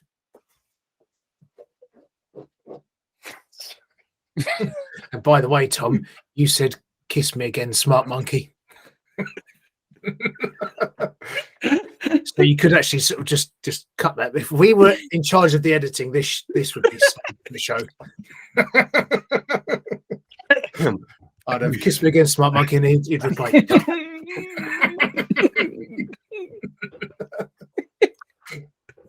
It's the again bit that worries me. I can't remember the first one. Yeah, that's a good point. When did the first kiss happen? I mean, I didn't know about this. when did all this start? And how on earth are you doing that across the Atlantic? I mean, I remember all the fumbling, but I don't remember the kissing. There we go. That's all the ale. Hey, it wasn't fumbling; it was wrestling. Okay. Oh yeah. We were wrestling. You're sort of, just doing some sort of like a Olympian Roman sort of wrestling, weren't you? He was teaching me some wrestling moves. I can't say I've ever recognized him before. But Oh my god! I know. I was about to start going on with the song, and then I remembered your discus thing. Oh, well, that's what. Yeah, well, that might stick back in memories then for that night with Rob wrestling. Was there a juggling involved as well? It would go hand in hand, wouldn't it? But I was thinking about your floppy ruler, man. I'm just like, wait, what? No. It was the no. I was saying the measuring tape. No. Let me clarify this. Yes, I didn't have. If I had a ruler, and it wouldn't have even needed to be a full size one. That was sort of thing wasn't going on. It was basically a measuring tape, but it was a floppy. No. You're talking about like the seamstress's measuring tape, which is like meant to measure around your waist and stuff like that, right? Kind of, but more like the school ones. That's what you're trying to do. But I was trying to measure out the angles apparently Listen, for throwing the discus. But what I was going to be doing, throwing a discus in the house, in the room, well, I don't know. How that was going to end, I don't know. It's probably a good job I couldn't actually get the angles right, because that stopped me wrecking the house and the windows and everything. I don't know what made her think that. I love this. I love this. I've never had an I love discus badge on me or anything. No indication. No discus books on the shelf. Nothing. No, nothing like that. Not a big fan of Captain America or anything. Floppy tape No. measure. Floppy tape. Yeah. I only need one of those ones that you get in the little Christmas cracker. Not a proper seamstress's one. That's way too much. Oh my God. Oh, goodness. So Right, what say you, sir? vocally, it really reminds me of Dolly Parton. We've talked about this a couple of times on the show, where it has this kind of like the retro kind of like country vibe to it, where it could be Conway Twitty, it could be Willie Nelson, it could be Dolly Parton, right? But just her vocal style, I think, sounds a lot like Dolly Parton. And the song is a foot tapper. I'm wondering if Suzanne is better of a live performance artist or as a recording artist. It's not that the song is bad, or anything like that. I may be just in a different kind of like sort of mood today with this, but I think that Suzanne would definitely be an all out kind of like let's say high energy live performance artist rather than a recording artist, which isn't a bad thing. It's not a bad thing at all. Well, that's where the money's made now. It's not in the recording studio, that's for sure. No, yeah. I mean, if you're going to be trying to make money off of Spotify or Apple Music sales, you're definitely going to be left in the dust with everybody. Live performances or even the virtual performances are the way to go now. I think a lot of people are getting really into the virtual performances, which is even a bit sadder, because the whole thing is like, you're going to buy a pair of VR goggles and throw them on to watch your favorite artist from your living room. Like, that makes absolutely no sense to me whatsoever. But I agree with both of you, is that it's a foot tapper. It's definitely kind of like, it's good, it's catchy, it's kind of like hop along to the rhythm and everything like that. I just kind of like think that the last song that we listened to, I don't remember the name of it. Like a glove. Like a glove. No, not. Oh, that you mean that Suzanne? Oh, Suzanne. Yeah. It was "Kiss Me Again, Tom." No, the one. The one about the troops. Damn it. Just once, I think you're right. Kiss me again, Tom. Kiss me what? The one about the troops, please. Oh, her previous song let me that get we through listened this. to Yes. was yeah, that's going to bug me now. I'll look it up. It won't take me long. Okay. You know where I see Suzanne's strengths personally? I think she could be writing songs for other artists and making good money off of that. She's a really good songwriter. Soul in a War Zone. Soul in a War Zone. So Soul in a War Zone was. Oh my God, I lost my pen. Would you like? I didn't hear that song when you guys Mine, heard if it. you like. I'll take that if you don't mind. Yeah, go. Thank you. Thank you. Appreciate it. I didn't hear that song with you guys, but I went back and took a listen to some of her other songs, and she's very, very good songwriter. But yeah, that is a very powerful song, Tom, that you're about to refer That to. one, I'll let you refer to it and shut that up. one was definitely ultra powerful, ultra kind of like sit in the studio and record this thing, like really take time and perfect it. That one was definitely going that direction. And I guarantee that if it were to be played live, it would be respected as much as something as Lee Green was Proud to Be an American, or something of that sort. So for that song, that would be my critique there. For this song, I would definitely have to go on the same path as Smart Monkey is here, and saying that Yeah, absolutely. A writing career is in your future, or a live performance career, because I just don't know. I don't know. Maybe it's me, or maybe it's just Carl has a knack of kind of like creating moods throughout these episodes, and so this episode kind of seems to me like maybe people who would be better performing live rather than in a recording studio. So not that there's been anything like really wrong with the musical performances that we've listened to today, but maybe it's just that fact is that, you know, listening to it on the headphones does it a bit of a disservice, because maybe these could be superstars on their own if they were like, let's say, performing live. Except for the first Purple Bowl of Destiny, I'm going to stick with my guns on that one and saying that song is shit. I'm sorry, man. We're gonna have to have a listen to our other tracks and see what they're like. No holes barred today, okay? That's all I'm saying. That's all. I think Suzanne's wonderful. I think she's you know, the overall vibe that you get from looking at her pictures, that she's a very nice lady, very into what she does, and more power to everybody, honestly, for, you know, putting their music out there to be critiqued by, you know, by an a-hole like me. And it's just one of those things. I really just think that again, live performance career or writing career rather than a studio career is very much in Suzanne's future. Or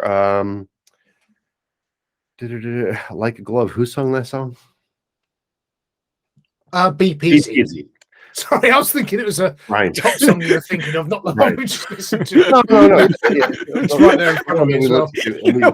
You know what jumped into my head? It was Doogie Howser. Doogie Howser. I thought you said who sang it, and I was like, Doogie Howser. No, it wasn't. No, it wasn't. Oh my god. I want to just jump back to Suzanne though, because I think that she is an artist and she can sing, and her songs of an era in the way that she sings it. I definitely think she's a songwriter. I definitely think those songs could be translated into more contemporary style. She's definitely got it. She knows how the strong song structures are, the lyrics, the catchy elements of it, and she could perform a song herself, I think, live, and probably in a studio. But would it necessarily translate to a modern generation? Possibly not. But her songs and her songwriting skills translated and put in the right hands, definitely. I think she's got excellent skills, and she could make money off of selling her songs. Carl and I have talked about this before, which is we'd like to hear more of the retro kind of like sounding songs, right? But who do we want to hear them by? I think that in our minds, we really want to hear them by the artists who were around in that era. So taking somebody like Suzanne into the equation, you know, for me and for Carl, it might be difficult putting her into, like, let's say this you know, this modern foreground of artists having, like, let's say, like this for me, a Dolly Parton or a Conway Twitty or a Willie Nelson or a John Denver kind of vibe to her. And maybe that's the bigger problem, is that maybe my imagination isn't just, you know, kind of like hopping out past what I know personally, right? So I don't know. Carl, what do you think? You know, one more time here. About the song generally? Well, I would say, well, actually, no, what you're saying about the old stuff, yes. This is why I try and make songs, for instance, myself, in the style of X, Y, or Z, in a specific sort of year or zone era type thing, because I'm trying to capture a certain sound that I like and I'm hearing. And I mean, we've had this from Billingsley, had a sort of retro vibe about them. Yeah, and we've had a few actually that have had that sort of retro sound. Another one we've played a few times, John Manos of Middlebees, very retro sound in different ways. So I think we're kind of hearing people's influences quite strongly in their music, and they're certainly easy to spot. We see them all the time, don't we? So right. But my bigger portion to that is because like let's say like Billingsley's Sad Faces, right? They have the retro vibe, but they were able to bring it into a modern space. You get what I'm saying? So yeah. Is Suzanne able to do that? I don't know, and I don't know if she wants to or not, or because she's just doing her thing, which is the country thing. But it's more of a 70s retro country thing, isn't it? So that kind of feel. Could she? Yeah, very possibly. You could lay down the gauntlet and give Suzanne an assignment right here and now. I'd assume so. And again, I'm just going off of things that we've talked about, because maybe this is the reason why we don't really listen to the new kind of like catchy music anymore, is because we are kind of like focused back on our past. And once again, Suzanne, great job. Nothing wrong with the song. The production quality sounded really good. I think as Rob had mentioned, Smart Monkey here, that you have a very talented writing and singing career ahead in your future. I do personally believe that you're going to be doing very well live. And with that being said, boy, I'm digging a grave for myself and for this show today. But dare I say, let's go on to the second installment of the Purple Bowl of Destiny. Oh, indeed. Dun, dun, dun. Damn it! Get out of it. Okay. So basically, the owl's going to join us, but I didn't expect the owl to just jump in like that. But a bit discourteous, I would say, of the owl. But Owl of Judgment will be with us in a second, and we'll go into that in a minute. I want to see how you're going to take the thing out with owl in your hand and bowl in the other. I'm intrigued. I did think about giving that a go, but we'll work it out. Yeah. I'm looking forward to it. Make sure they're still there in either hand. Yeah, I suppose. Yeah, okay. I will work this out. I just have to find another appendage I could use, really, I think. Like the fact the owl's head just disappeared as well. Headless owl. Yeah. Get your discus, Carl. Nothing's going on. Apart from my hand being up its arse, but okay, so should we call it? Tom, your turn. All right, stop. Right, okay. Stop, this one. grab, roll. Oh, sorry, they all fell out.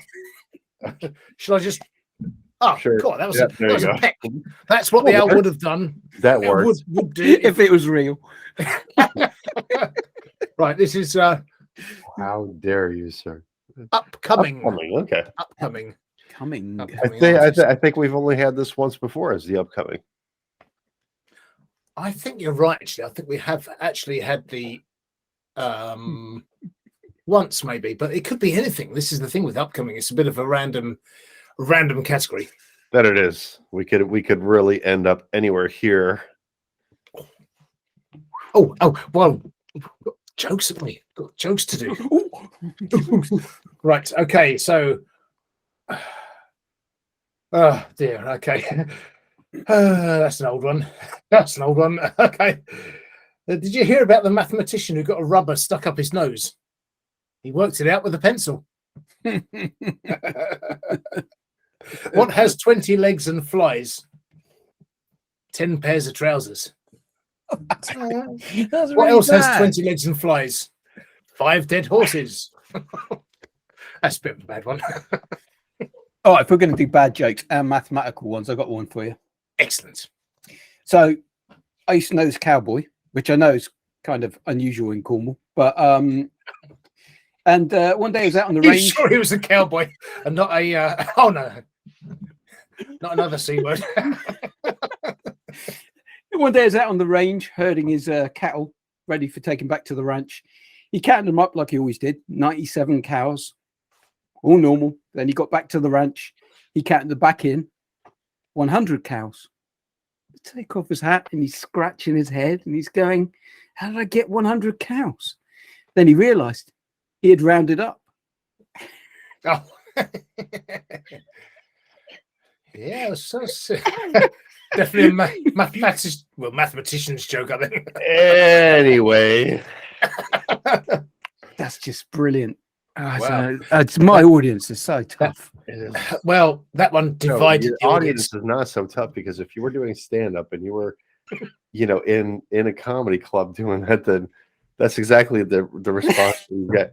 Except for one asshole like laughing in the back, like I had to pay that one as well. The hour All right, was so- it? That was a little okay, yeah, dismissive, I think. So I'm gonna guess the name of this artist is Fredo.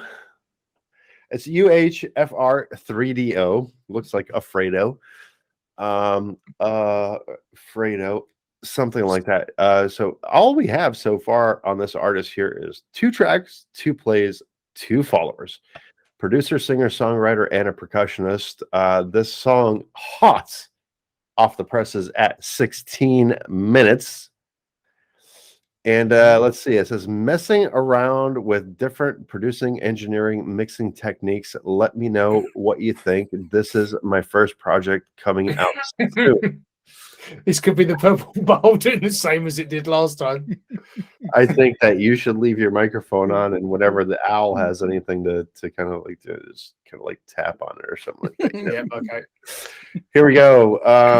10 influences for this one is Dio, Iron Maiden, Black Sabbath, Ozzy Osbourne, Van Halen, Mac Miller, Andre 3000, Outkast, Lil Wayne, T.I. Also listed in the glitch hop hip hop upcoming producers, glitchcore, hyperpop, lo-fi, underground hip hop, amongst many other spectrums of music. This one clocks in at a respectable 23 minutes and 42 seconds. So let's check it out. No, I'm just kidding. It's 3 minutes 32 seconds. I saw Rob got worried there for a second. He was like, "Oh my god!" After all that shit, we're just gonna have a bunch more shit. Here we go. Fredo with 66 days.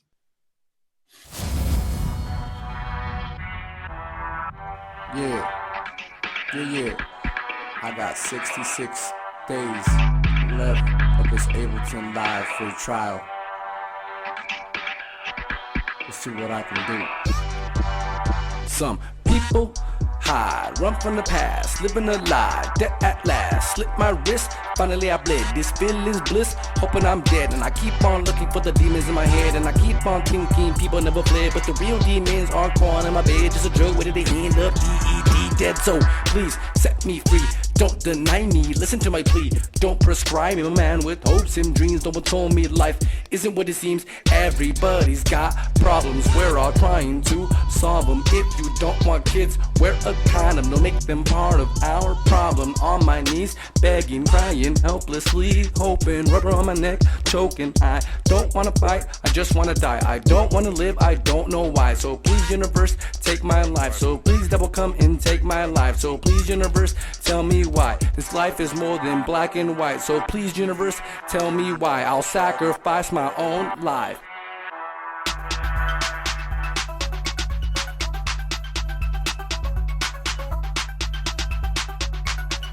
Verse number 2, I'm still feeling blue. You don't know me, I don't know you. That's why I'm in the booth, I'm preaching my life and speaking my truth.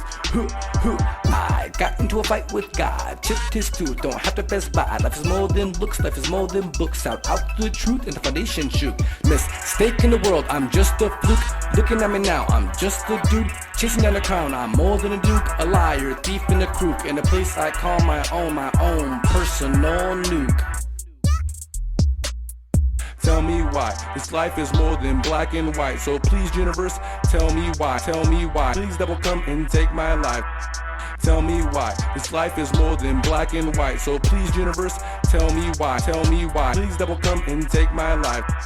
Third in line, you cannot deny. I'm running out of time. I will never tell a lie. I will never give up a fight. I will never again attempt suicide. So please let my words come down the mountain. Let them slide. For tonight I shall be graciously revived. I don't know why. I don't know how. Mama and Papa aren't you proud? Making this music one beat at a time. Walking through life 1 feet at a time. My legs so but I hope my feet don't mind. I'm losing my head. I'm losing my mind. My body a wounded piece of art. Let me show you what I got deep in my heart. I swear I'm bound to fall quickly apart. Go ahead, chase after me, you won't go far. Here I am, point that gun in my head, not on my chest. Pull the trigger past their chest. Please believe my story, please believe me when I tell you this. As a youngin', I got beat up by some kids, left up back and covered in bruises and piss. Now that I'm older, I can only say this. I know when you were growing up, you never got a bunch of love as a kid. Tell me why this life is more than black and white. So please, universe, tell me why. Tell me why. Please double come and take my life.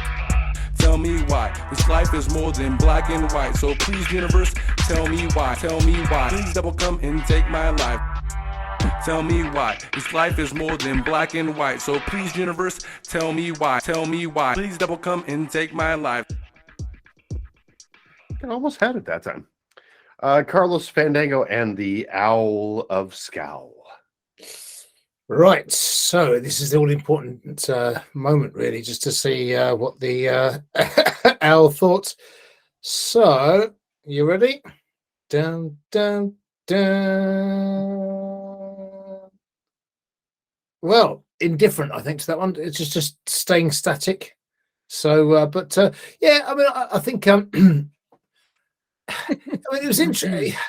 I suppose, you know, it used different vocal effects and it was trying to experiment, so that was good, but it wasn't drastically different from anything I'd heard in that genre before. It was all right, you know, it wasn't too bad, but it was listenable. Didn't exactly enjoy it, but I didn't exactly not enjoy it, and it wasn't like overly sweary and stuff like and offensive like some of them can be, but yeah, that's,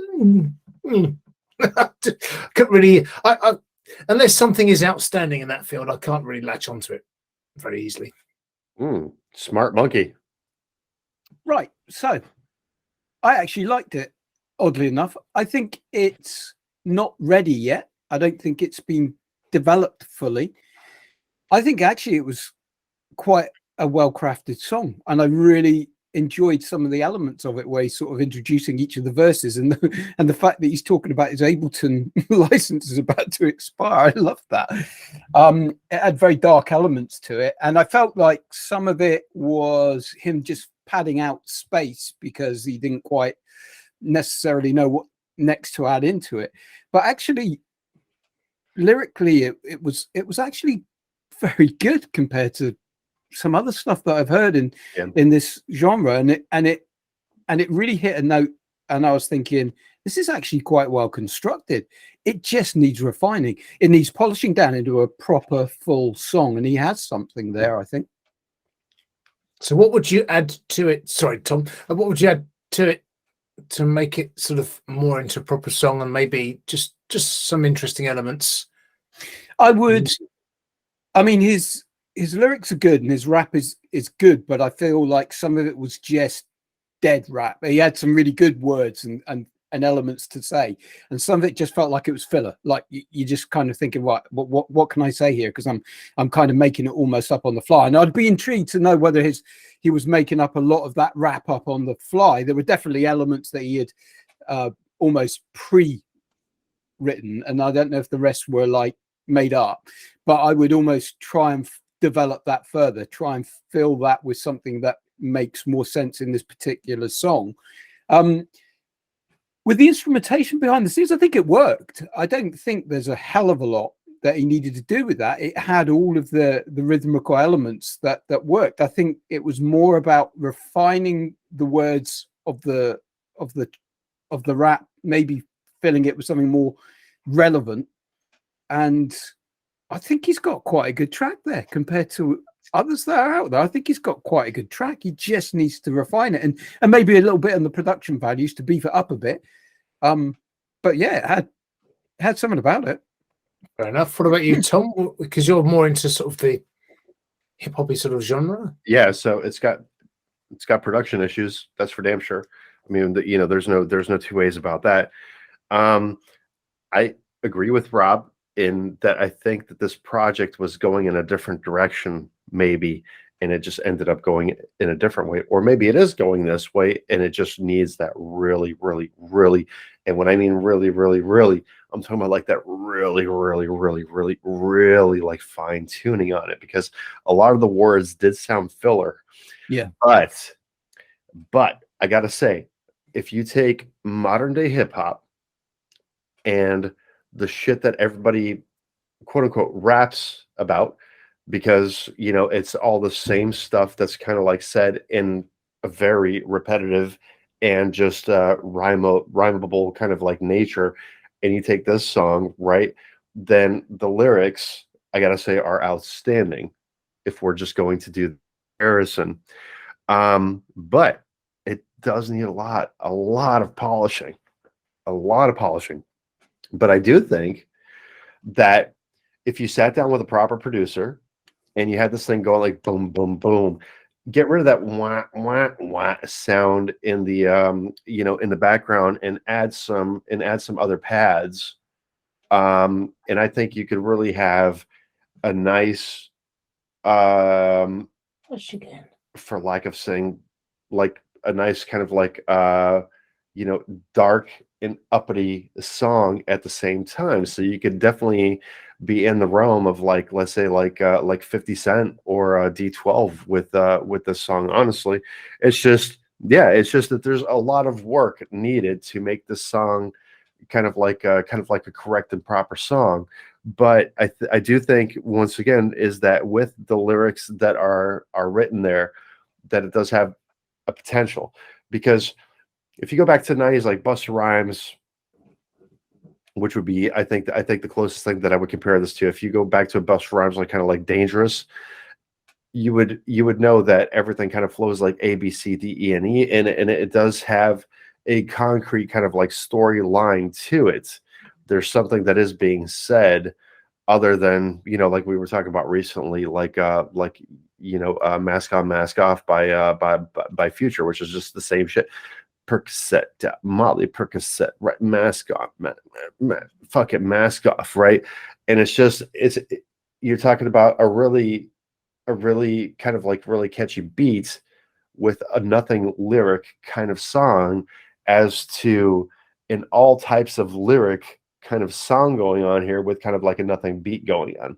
So it's the two differences. But I think if this beat were hyped with the lyrics, then be on to something for sure. So you think perhaps then say the advice would be keep on with what you're doing lyrically, and with you're keeping yourself different from other artists of that genre, for sure, by keeping your lyrics very personal, interesting, and different and quirky, whilst maybe collaborating with a good quality producer in that genre who is can interpret or enhance the music and bring out the best in the music, while you can focus on the lyrics. Then here would be the thing with that, right? So if he produced the beat, which I think maybe he did, as well as the lyrics, then maybe just work with sound engineer. So a sound engineer can make that beat sound tight, and mix those lyrics in there correctly as well, and chop it down to the appropriate length that the song would need to be in as well. So I gotta say props here. I really do. I gotta say props. I think that there's something going on there. This could have been something that was like, let's say, a high school or a college kind of like music class project. But I think that for whatever is going on here, there is a bigger picture to it. Yeah, you know what I think? I think that he's been experimenting probably with Ableton, because it's referenced in the song. 66 days left on the trial. And he's probably played around with some samples. He's probably knocked this track up, and he's pushed it out there, and just to get a feel for what people, how well it's received. And actually, I think that what he has actually done is demonstrated that he is capable of writing a good song, and that at this moment in time it's underdeveloped. It's been released too early, and arguably maybe a good thing to do, because you've got people like us who have now, happened upon it. And I was expecting something really bad, and you played this, and I call this sort of track a seed. These are the sort of tracks that I would have tucked away, that I would develop into something, moving forward.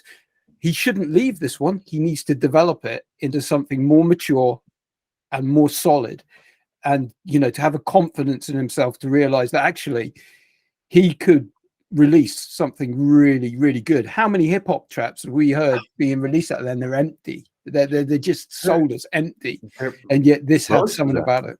Most of them are, right. And so the way that this show has been going as well, I was thinking like, oh, this is just going to be straight rubbish, mate. It's just I had no expectations for what I actually heard there, and I do think that this is a project that could go places. I mean, this is a project that I would fund myself, honestly. So if you'd like to chat, oh my God, what the hell was the name of? Yeah, we have to dig them out now, because that was a surprise. I'll get it later. I'll get it later when I'm editing, everything like that, right? But if you'd like to chat, and I mean, I could put together a solid kind of like sample beat, and if you send me the lyrics, then I can kind of like fine tune them and everything like that. I got no issues of a collaboration of this sort. I just at first, the first thing that I wrote down was lazy hip hop, is because that's the way that the song started out, was lazy hip hop. But as I got into it, that's when I started writing more of the notes, and I was just like, yeah, you know what, this just really has production issues, is all that it is. Because if I'm going to go on a songwriter stance alone with the lyrics, then I'm going to say that this is that's brilliant. I could see this being the next hit that's out there on the top 40. Although I don't know, because I would have, in the 90s, I would have for sure said that. But now it just kind of like seems like everybody just wants to pop a beat and a nice hook, make it 2 minutes long, and then that's your answer to hip hop these days. And it's just kind of sad, because hip hop used to send this message. When you were talking about Dr. Dre and Eminem and Eazy-E and, and the Busta Rhymes and Missy Elliott and, blah, blah, blah, blah, blah, going on down that entire line, is hip hop used to send a message of kind of like, these are our struggles and this is our empowerment and everything like that, to now just really being, kind of like broken down into a catchy hook that can be played in a club. And that's really what makes hip hop so as disappointing as it is today. And so for somebody to come out here with actual lyrics, with an actual story, and put it in that hip hop format is very refreshing. It's kind of like, Carl, when we heard Night Mizzy. You remember Night Mizzy? Yes, I remember. Yeah. The UK hip hop, right? Was a nice story, was a nice beat.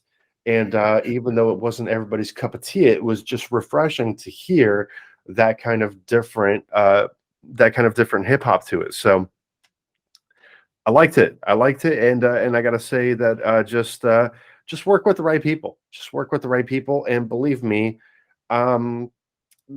if you work with the right people, they will put it together, and you will make an actual thing of it. And I hope to see you as a superstar someday. Yeah, persevere with that track. That's what I would be saying. Persevere with it. Absolutely. I would say, yeah, just also avoid the falling into the obvious stuff as well, because if you've got something unique and different, stay unique and different. Yeah, just really do. Yeah. Don't go into this fucking lazy shit that's going on now, which, like what we were just talking about, is just really just a hook and a beat, and that's all that it is. With a case in point is going to be Armani White with Billie Eilish, right? Bitch, I'm stylish, black Glock tucked black t-shirt, Billie Eilish. Boom, and you had that nice beat to it, and it was a clubby kind of thing. But the whole thing is that Armani White, for as much, they were literally playing him every single 5 minutes a month ago, and today not on the radio at all.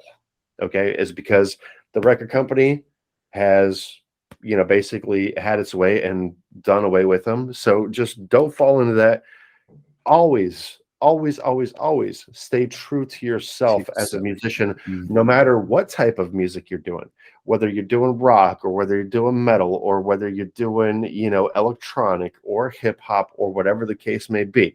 If you think that you have a message to send, then by all means do your thing. Don't let anybody ever try to take that from you, because a lot of the record companies will be sneaky and they'll be like, okay, well, here's what we're going to give you and here's what's going to happen.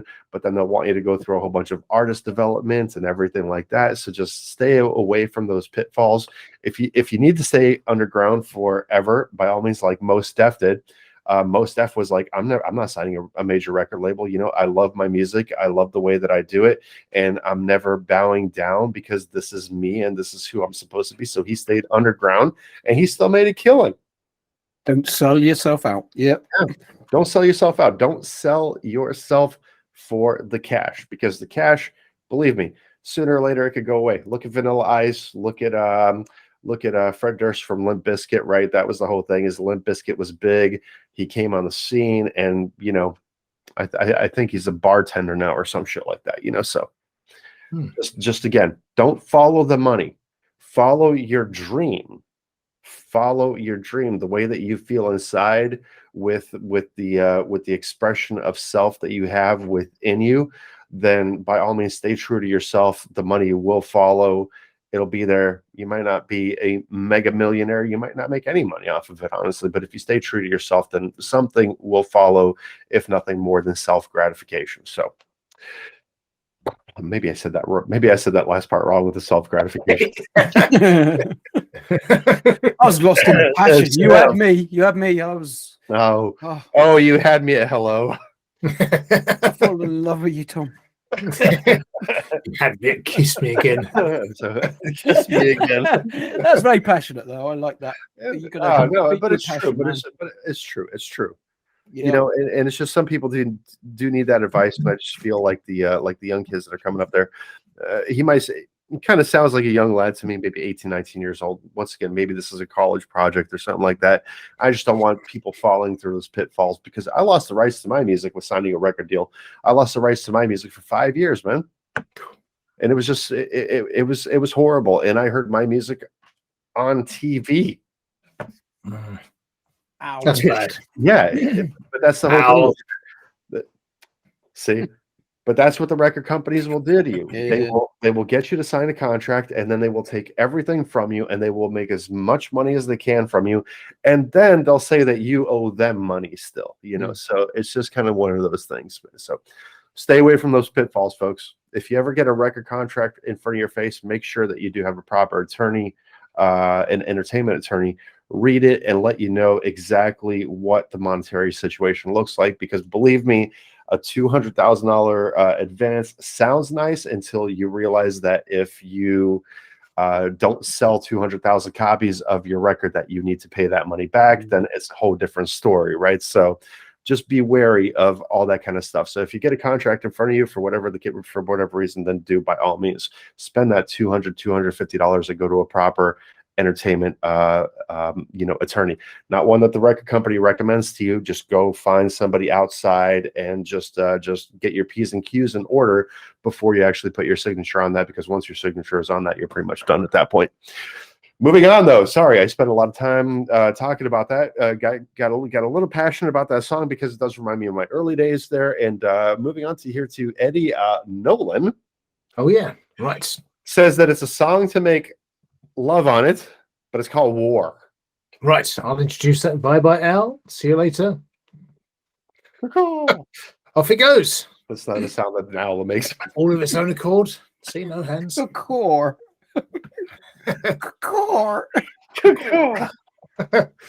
So Eddie Nolan, what do we know about Eddie Nolan? So from France, doesn't say much more. Influences, quite a few influences here, of which includes Rihanna, Britney Spears, Ariana Grande, Billie Eilish was mentioned, Lady Gaga, Calvin Harris, Clean Bandit, and a number of others. Spice Girls, Kylie Minogue, lots of those. Daft Punk as well, so Avicii. So quite a few different influences here. And I can't remember much about this one, actually, to be fair. So it's brand new to me as such tonight. But yeah, it's called War. So is Eddie Nolan more like a DJ?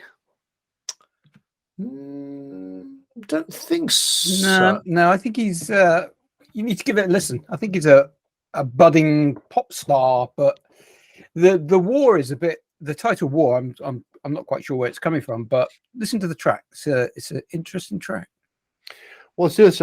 Eddie Nolan with War, and once again annotated as a song to make love on it.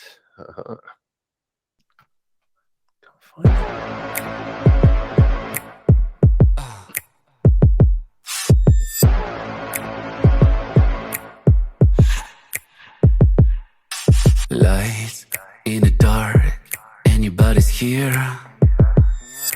Wind in the face, ready to chasing me. Scratch in the bark of your fantasy. Go embrace your moment of grace with me. Let's go deeper, further and further. I let you be and creeper. I'm gonna give you everything you desire. 'Cause when you hurt my body right hard on me, you make me feel alive for a while. Make you lose your graffiti, your empathy. This is just a game, life is same as pain.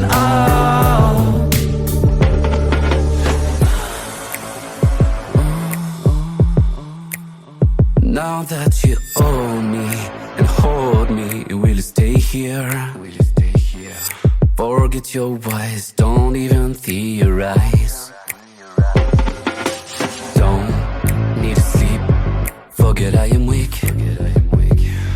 Make me burn, let me have a pick. Let's go deeper, further and further. I let you be and creeper. I'm gonna give you everything you desire. 'Cause when you hurt my body right hard on me, you make me feel alive for a while. Make you lose your graffiti, your empathy. This is just a game, life is same as pain.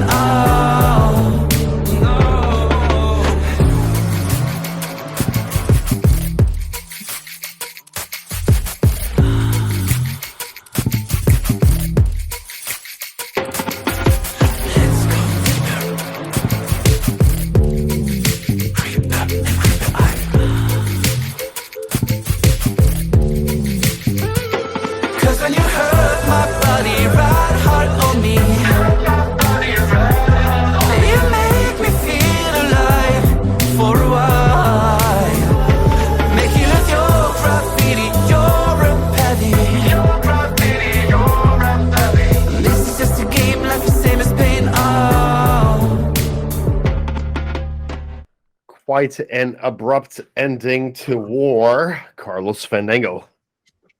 Yeah, certainly a contemporary sounding vocal, song, production, everything really. And got a fair bit of ebb and flow in there. Nice array of instruments and sounds and things going on. The electric bass sound, I'm assuming it's electric bass, had a very nice groove.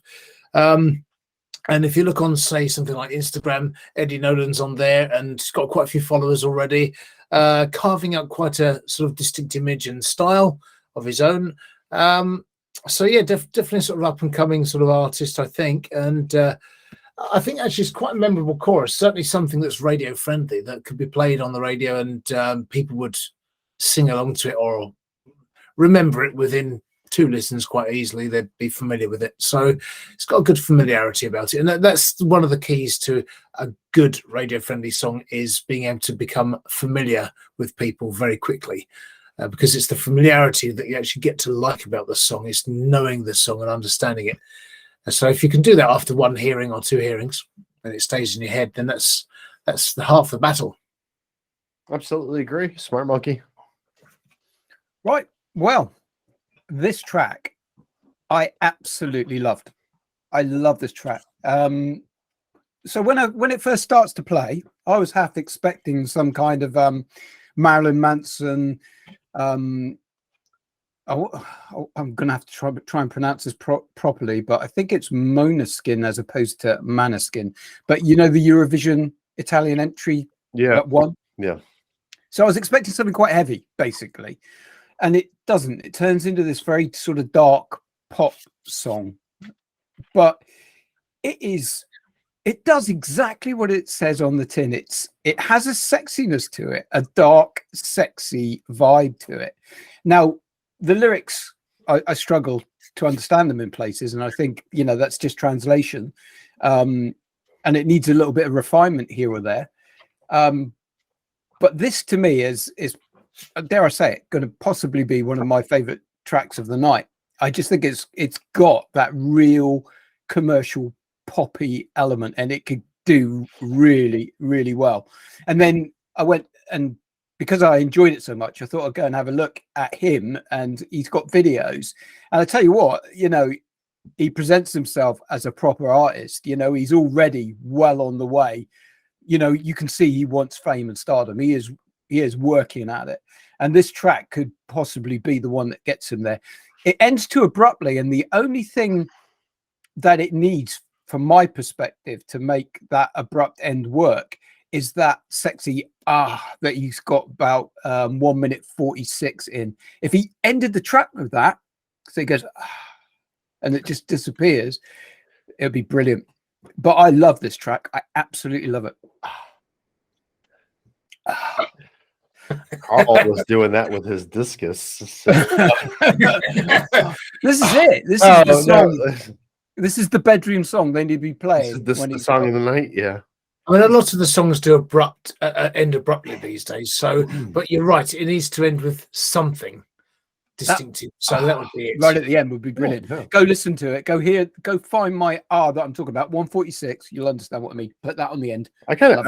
I'll agree with Rob here, is because imagine George Michael modern time.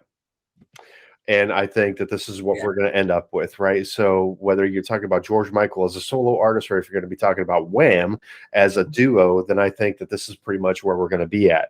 I think so Måneskin, to what you were talking about there, is I think that you were expecting something heavier, but with the way that the bump bump bam, bum, when you got that kick drum in there and that bass line in there, it really kind of like started you off in this. Okay, I'm going to get into this. So you were already feeling it as soon as that took place. So when his kind of personality started taking place, right, then it just made it that much better. I like the hard-hitting bass. I like the fact that this is kind of like, let's say, like either a George Michael or a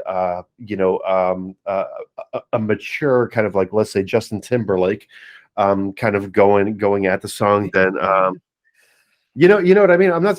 Yeah, definitely. No. You say Justin Timberlake. I'm not talking about NSYNC. Justin Timberlake. I'm talking about Don't Cry Me a River. Yeah, I know exactly. Right. So yeah, I feel like this is a very mature Justin Timberlake, or like I said, George Michael here, or like I said, a newfound version of Wham. And I think that this is definitely something that we should once again be hearing on the goddamn radio. Well, it's interesting you should say about George Michael, because actually, when you think about something like Outside or Shoot the Dog or whatever, it's that kind of feel, definitely that kind of vibe. So it really, this is the kind of song that George Michael would be singing if he wasn't departed. Well, you know what? This song is a little different, and I know why it's latching so well with me, because it's almost got a very dark industrial element to it, and it's not. It's a pop song. So he's managed to take this dark industrial undertone and still bring it into pop, and it's making it almost like something a little different in its own right, and I absolutely love it. Have you, Rob? Well, obviously you have heard the song by the Very Reverend Holy Ghost. Yes. So we're talking about this Nine Inch Nails kind of like industrial kind of thing, Yes, right? yes. So Yeah. I get exactly what you're saying, because if you have that kind of format going along with this, then this is where we end up at, and I think it's absolutely fantastic. I think that this could be played at raves. I think that this should be on the radio. I think that this should be commercialized on some kind of like sexy vampire scene in a movie or a TV show or whatever the case may be.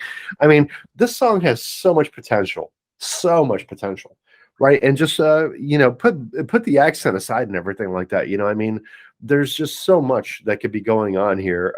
Once again, folks, visit the video description below, find these artists, show them some love, put this on your playlist. Let's get some traction going for these folks. Let's get some traction going for all of them, even the ones that I have said that were shit tonight. Let's get some traction going. I think we've got to keep our eyes open for this guy, because I think Eddie Nolan is going places. He has got something in his sights, and he is going for it. And the style of the song and how he's presenting himself, the money. Go check out his videos, because he is putting money behind those videos. And when I first heard the song, I was expecting someone like a bit like Måneskin in their like get up, and he isn't. But if he was this, the sexy look with all of that sort of chest showing and all that, he's the sort of guy who would put it off. I reckon he would do it. And I reckon potentially we'll see this guy in a few years' time. I really do, because I think he has proper pop potential. I much prefer the name Måneskin. Yeah, I prefer Måneskin. I think it is Måneskin is the way it's supposed to be. I think it is Måneskin, because I remember the first one that I think you were saying was the Eurovision kind of like, was like, I'm begging you. That was the one that actually was the entry, wasn't it? Because that one happened on the it's spelled main skin. Oh, it's with the accent on. So Måneskin is the. Yeah. Actually, it says here the pronunciation is Måneskin. Yeah, Måneskin. Yes. I mean, there were the Eurovision win for Italy, and it is a really good track. It's a really quite sort of sexy, heavy track. It's really good. And when I first heard this song, I thought it was going to break into that, and it doesn't. But at the same time, it has that sexiness, that darkness to it. It is a sexy track, and that's what he said it was going to be. And it has that to it. It's very good. Absolutely. Listen, George Michael is sexy. Justin Timberlake is sexy. That is a sexy track right there. So go check out that one. And I got to say that agreeing with you, Smart Monkey, that we will be hearing more from there. So now, unfortunately, we are on to our last track of the evening. Well, fortunately or unfortunately? Well, unfortunately, surely. I think I have like 2 good songs written down here.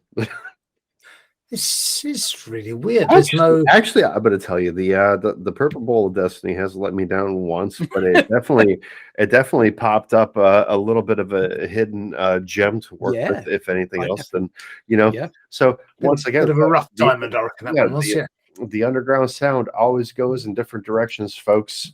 One week we're calling people cunts. The next week we're just like, let's get this show fucking over with.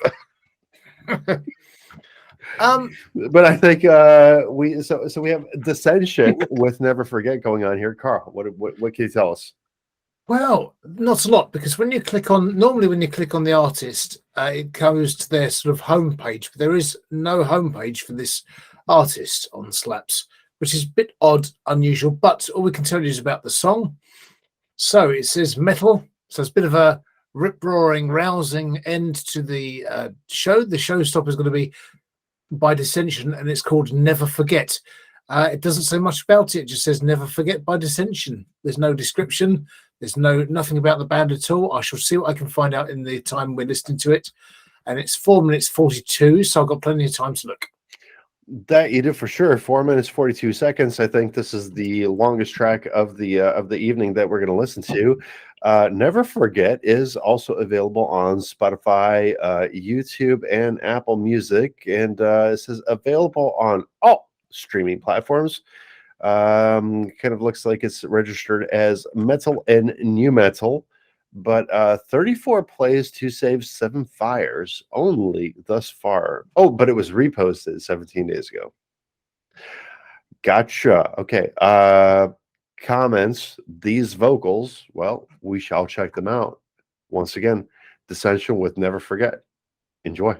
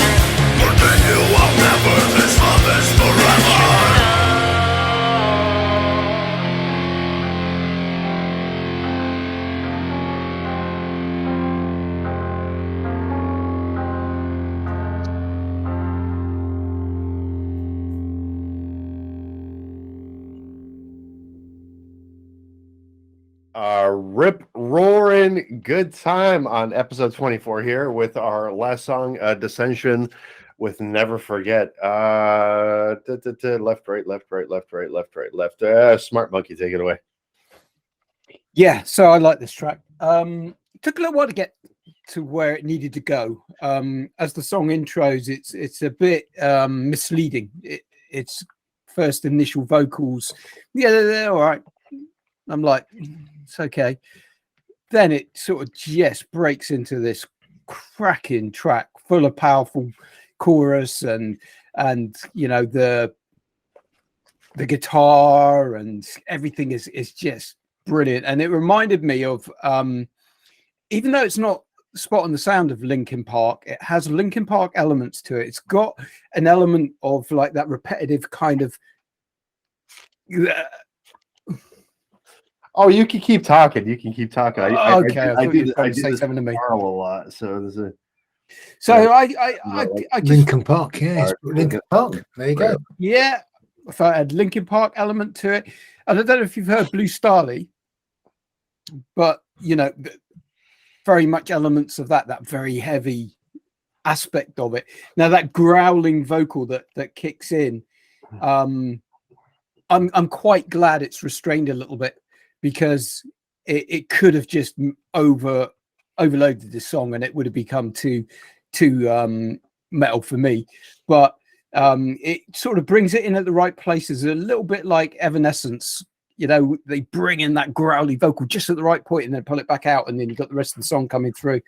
So I actually really like the song. Took a little while to get there. The first half, not the first half, but the first lines are a bit insipid for me, but then it gets there and then it's a powerful track from then on. Carlos Fandango, you say what, sir? Well, I looked them up and there's not a great deal of information, although they are on mainstream platforms. They're on Spotify. They've had 3 albums, 2012, 2013, and 2020, whatever it was, late 2022 or something like that. But they've had a few singles and EPs as well. This is one of the EPs, I believe.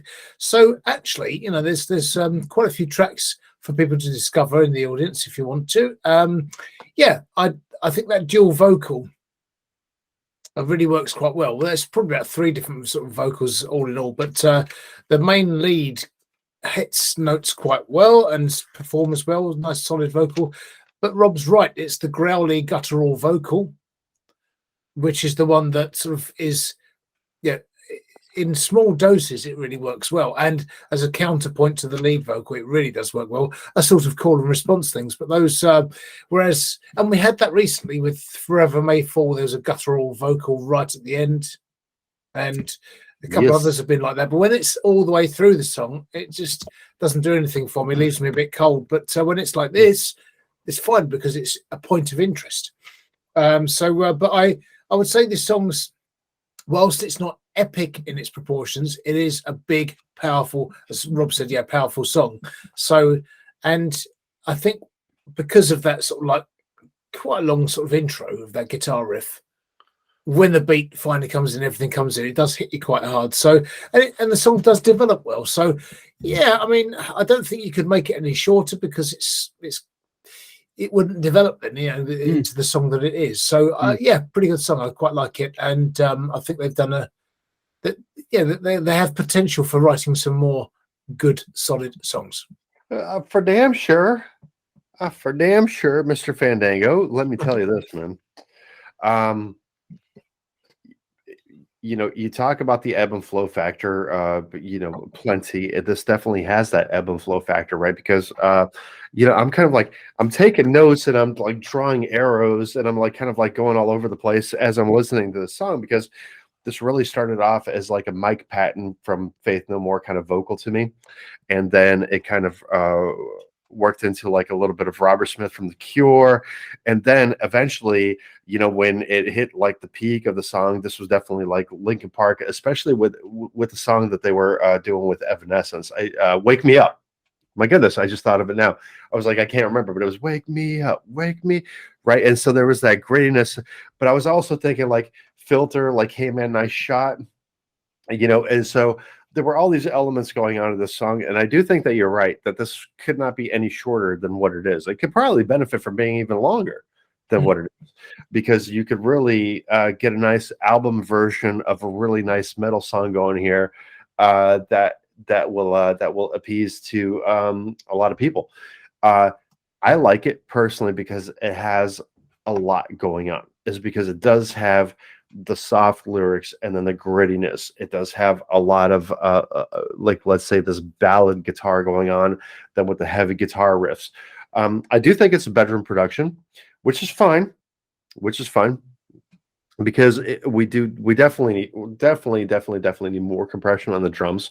We definitely need to. The drums are kind of like sound like a more or less kind of like a single microphone setup, right? Where we need to have the bass drum and the cymbals, and we need to have like a whole 16 microphone project going on the drums to bring them forward. So I think that's one of the flaws with that song. But aside from that, I think that it's very catchy in the beginning. It hooks you in, and then it just kind of like keeps on and keeps on and keeps on, and it drags you through this entire journey, which is never forget. And I, for one, shall never forget that song. I'm going to go back and listen to it again, because I was so inert in kind of like taking notes and kind of like thinking about what I wanted to say that I forgot to leave it fire, and I forgot to save it, and I forgot to follow these guys and everything like that, which they do deserve. So I got to say, it's a great show closer. I think to the end of to that extent of what you're saying about making the song longer, I don't remember if there was a solo in it, but it would benefit from having a solo or a solo fade out, anything.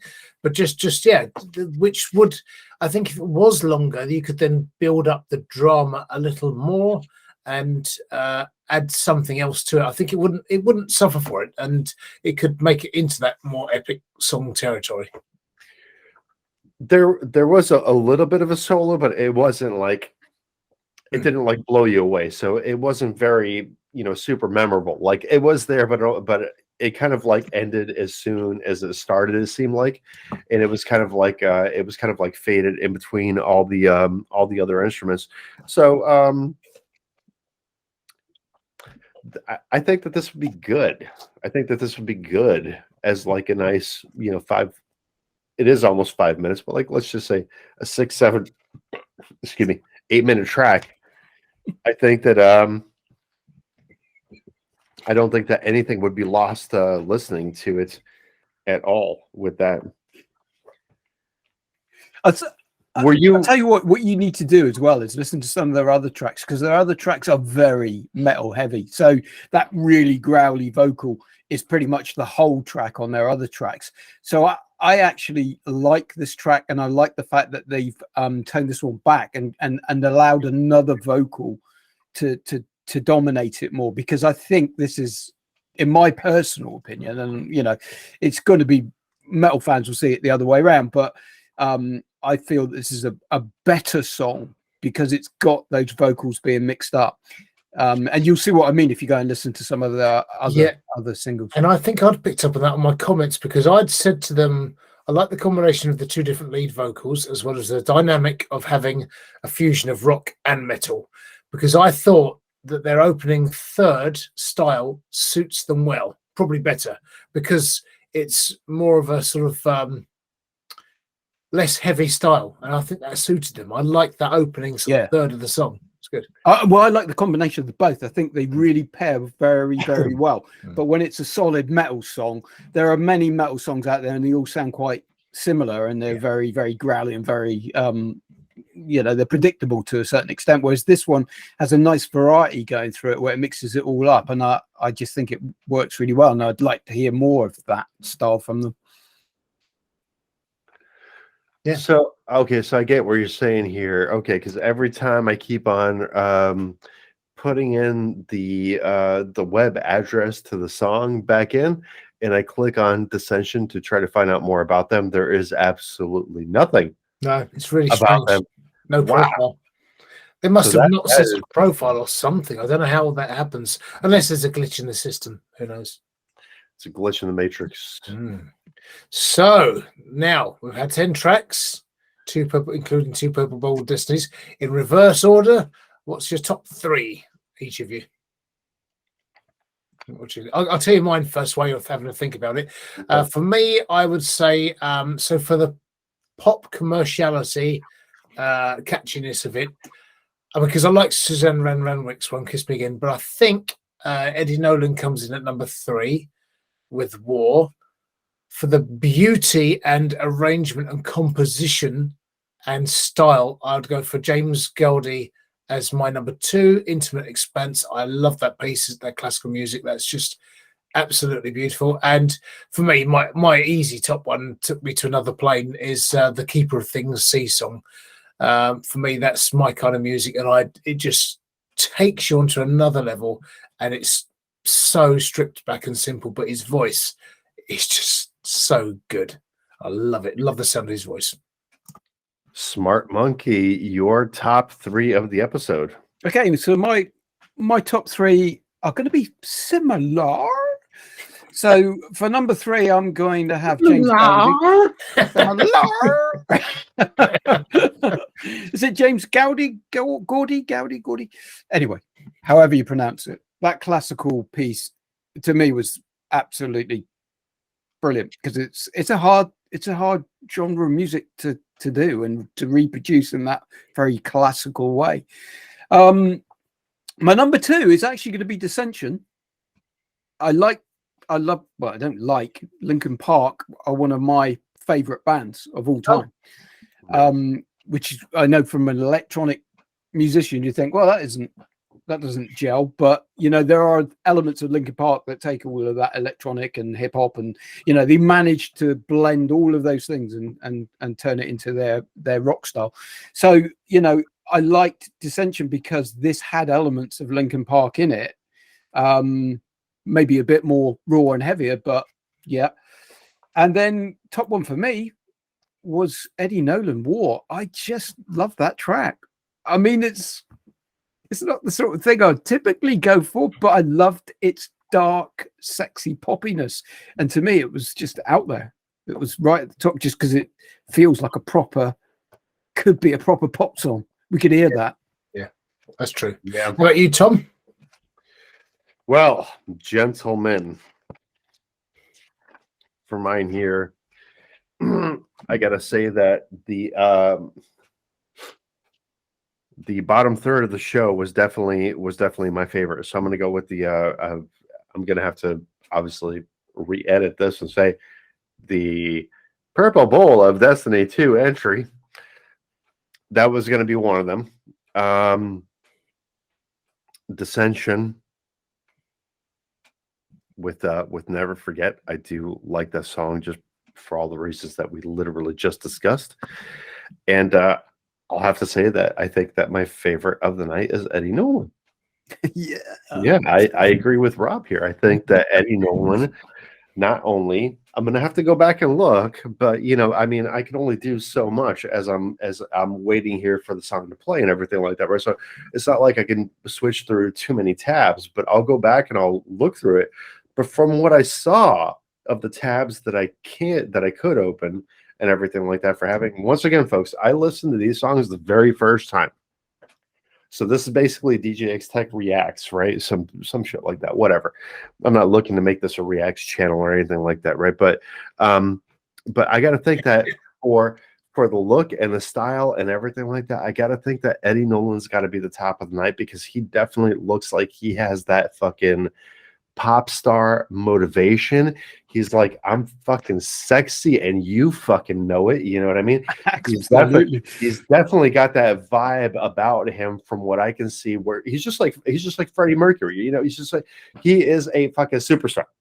He is a superstar, no two ways about it. And that's why I got to think that Eddie Nolan is the artist of the night, in my opinion. Fair enough. Yeah, I agree. But Carl's like, yeah, fair enough. Fuck you. But I can see it, because I mean, yeah, that was my top 3, because it's clearly a very commercially viable song, commercially viable artist with a look and a look in the eye that says, I want to be a star. So there's a determination behind him, and you can see it. So he means business, and he wants everyone to know it. And somebody's going to pick up on that at some point. And I think, he's got potential. That's for Just sure. like listening. Eddie's sitting there like, if you want my body, sex, come on, baby, he's got that whole swagger about him. You know what I mean? Yes. He really does. And like I said, I haven't been able to do much research because we've been literally recording the show the entire time. So the more research that I do, I think the more that I'm going to agree with what I've seen here. And that's the only reason that I can say is that Eddie Nolan, just like Silas Dean, is going to be a superstar. No two ways about it. It just can't work. The Matrix doesn't fuck up enough to fuck all that shit up. You know what I mean? So whether we're in an alternate reality or a simulation theory or whatever the case may be, there's just no way that you can fuck up with Eddie Nolan being a pop superstar. And you heard it here first. Yeah, absolutely. Right here on the Underground Sound. That's right. Rob, your bit. Oh, we're there already, are we? Oh, sorry. Every time you lot. Oh no, but Tommy, still got to say putting the us back into music. That's right. Exactly. You're that was the cue. You. You heard it here first on the Underground Sound. With me, as always, is Carlos Fandango and Smart Monkey. Together, all three of us, we are trying to put the us back into music. So please do like, subscribe, and share, and we'll find the music that you'll like to hear. And don't forget to click on the little bell on YouTube so you get all the notifications of whenever Tom uploads a new Underground Sound video. That's right, folks. And we very much hope that you have enjoyed episode 24 of the Underground Sound thus far. And episode 23. If you want to hear somebody drop the C-bomb, please go check that out if you have not yet. It was a very fun episode for us to record. I think that was probably one of our funnest. Prior to that, I believe it was episode 19, which we had like a multiple cornucopia of various assorted beautiful music that Carl and I got to listen to before Smart Monkey came aboard to this whole thing. So by all means, please do go check out the previous episodes of the Underground Sound, even some of the first ones. You might not want to hear us talk about the weather, but we do. And as always, please visit the video description below, find our show sponsor, Nathan Brashear of Monsters Are Real, and find all of these fantastic musical artists, and go visit their links and show them some love. And please visit usundergroundsound.com, find our section for the Spotify playlist. And if you feel that you like any of this music that's been here, then please do make our playlist your own. And we are still going to be about 2 weeks out from picking our best of the 22s. So if you have not watched our New Year's Eve special episode, then please do go back and watch that one and help us choose the best of the 22s. That one will be our first show of March, what it's going to be. Right. Carlos. Yes. I was going to say one thing. Right. So sounds like it could be right. I was more not to forget, next episode show 25 is going to be an electronica synth special. And I thought I'd mention that because there'll be a lot of electronica synth people out there that love it. That's right. I did get the memo. My mind's all over the place, but it will be the electronica synth special, which should be a lot of talking and a lot of controversy between the three of us. So probably not anything different than what you're used to hearing from the Underground Sound, because it's I can assure you that there's a lot of variety on it, all the same, although it is electronica and synth. There's a bit of singing, a bit of instrumentals, but the instrumentals have got quite a bit of variety of styles. So I think this would be something for everybody in there, really, genuinely.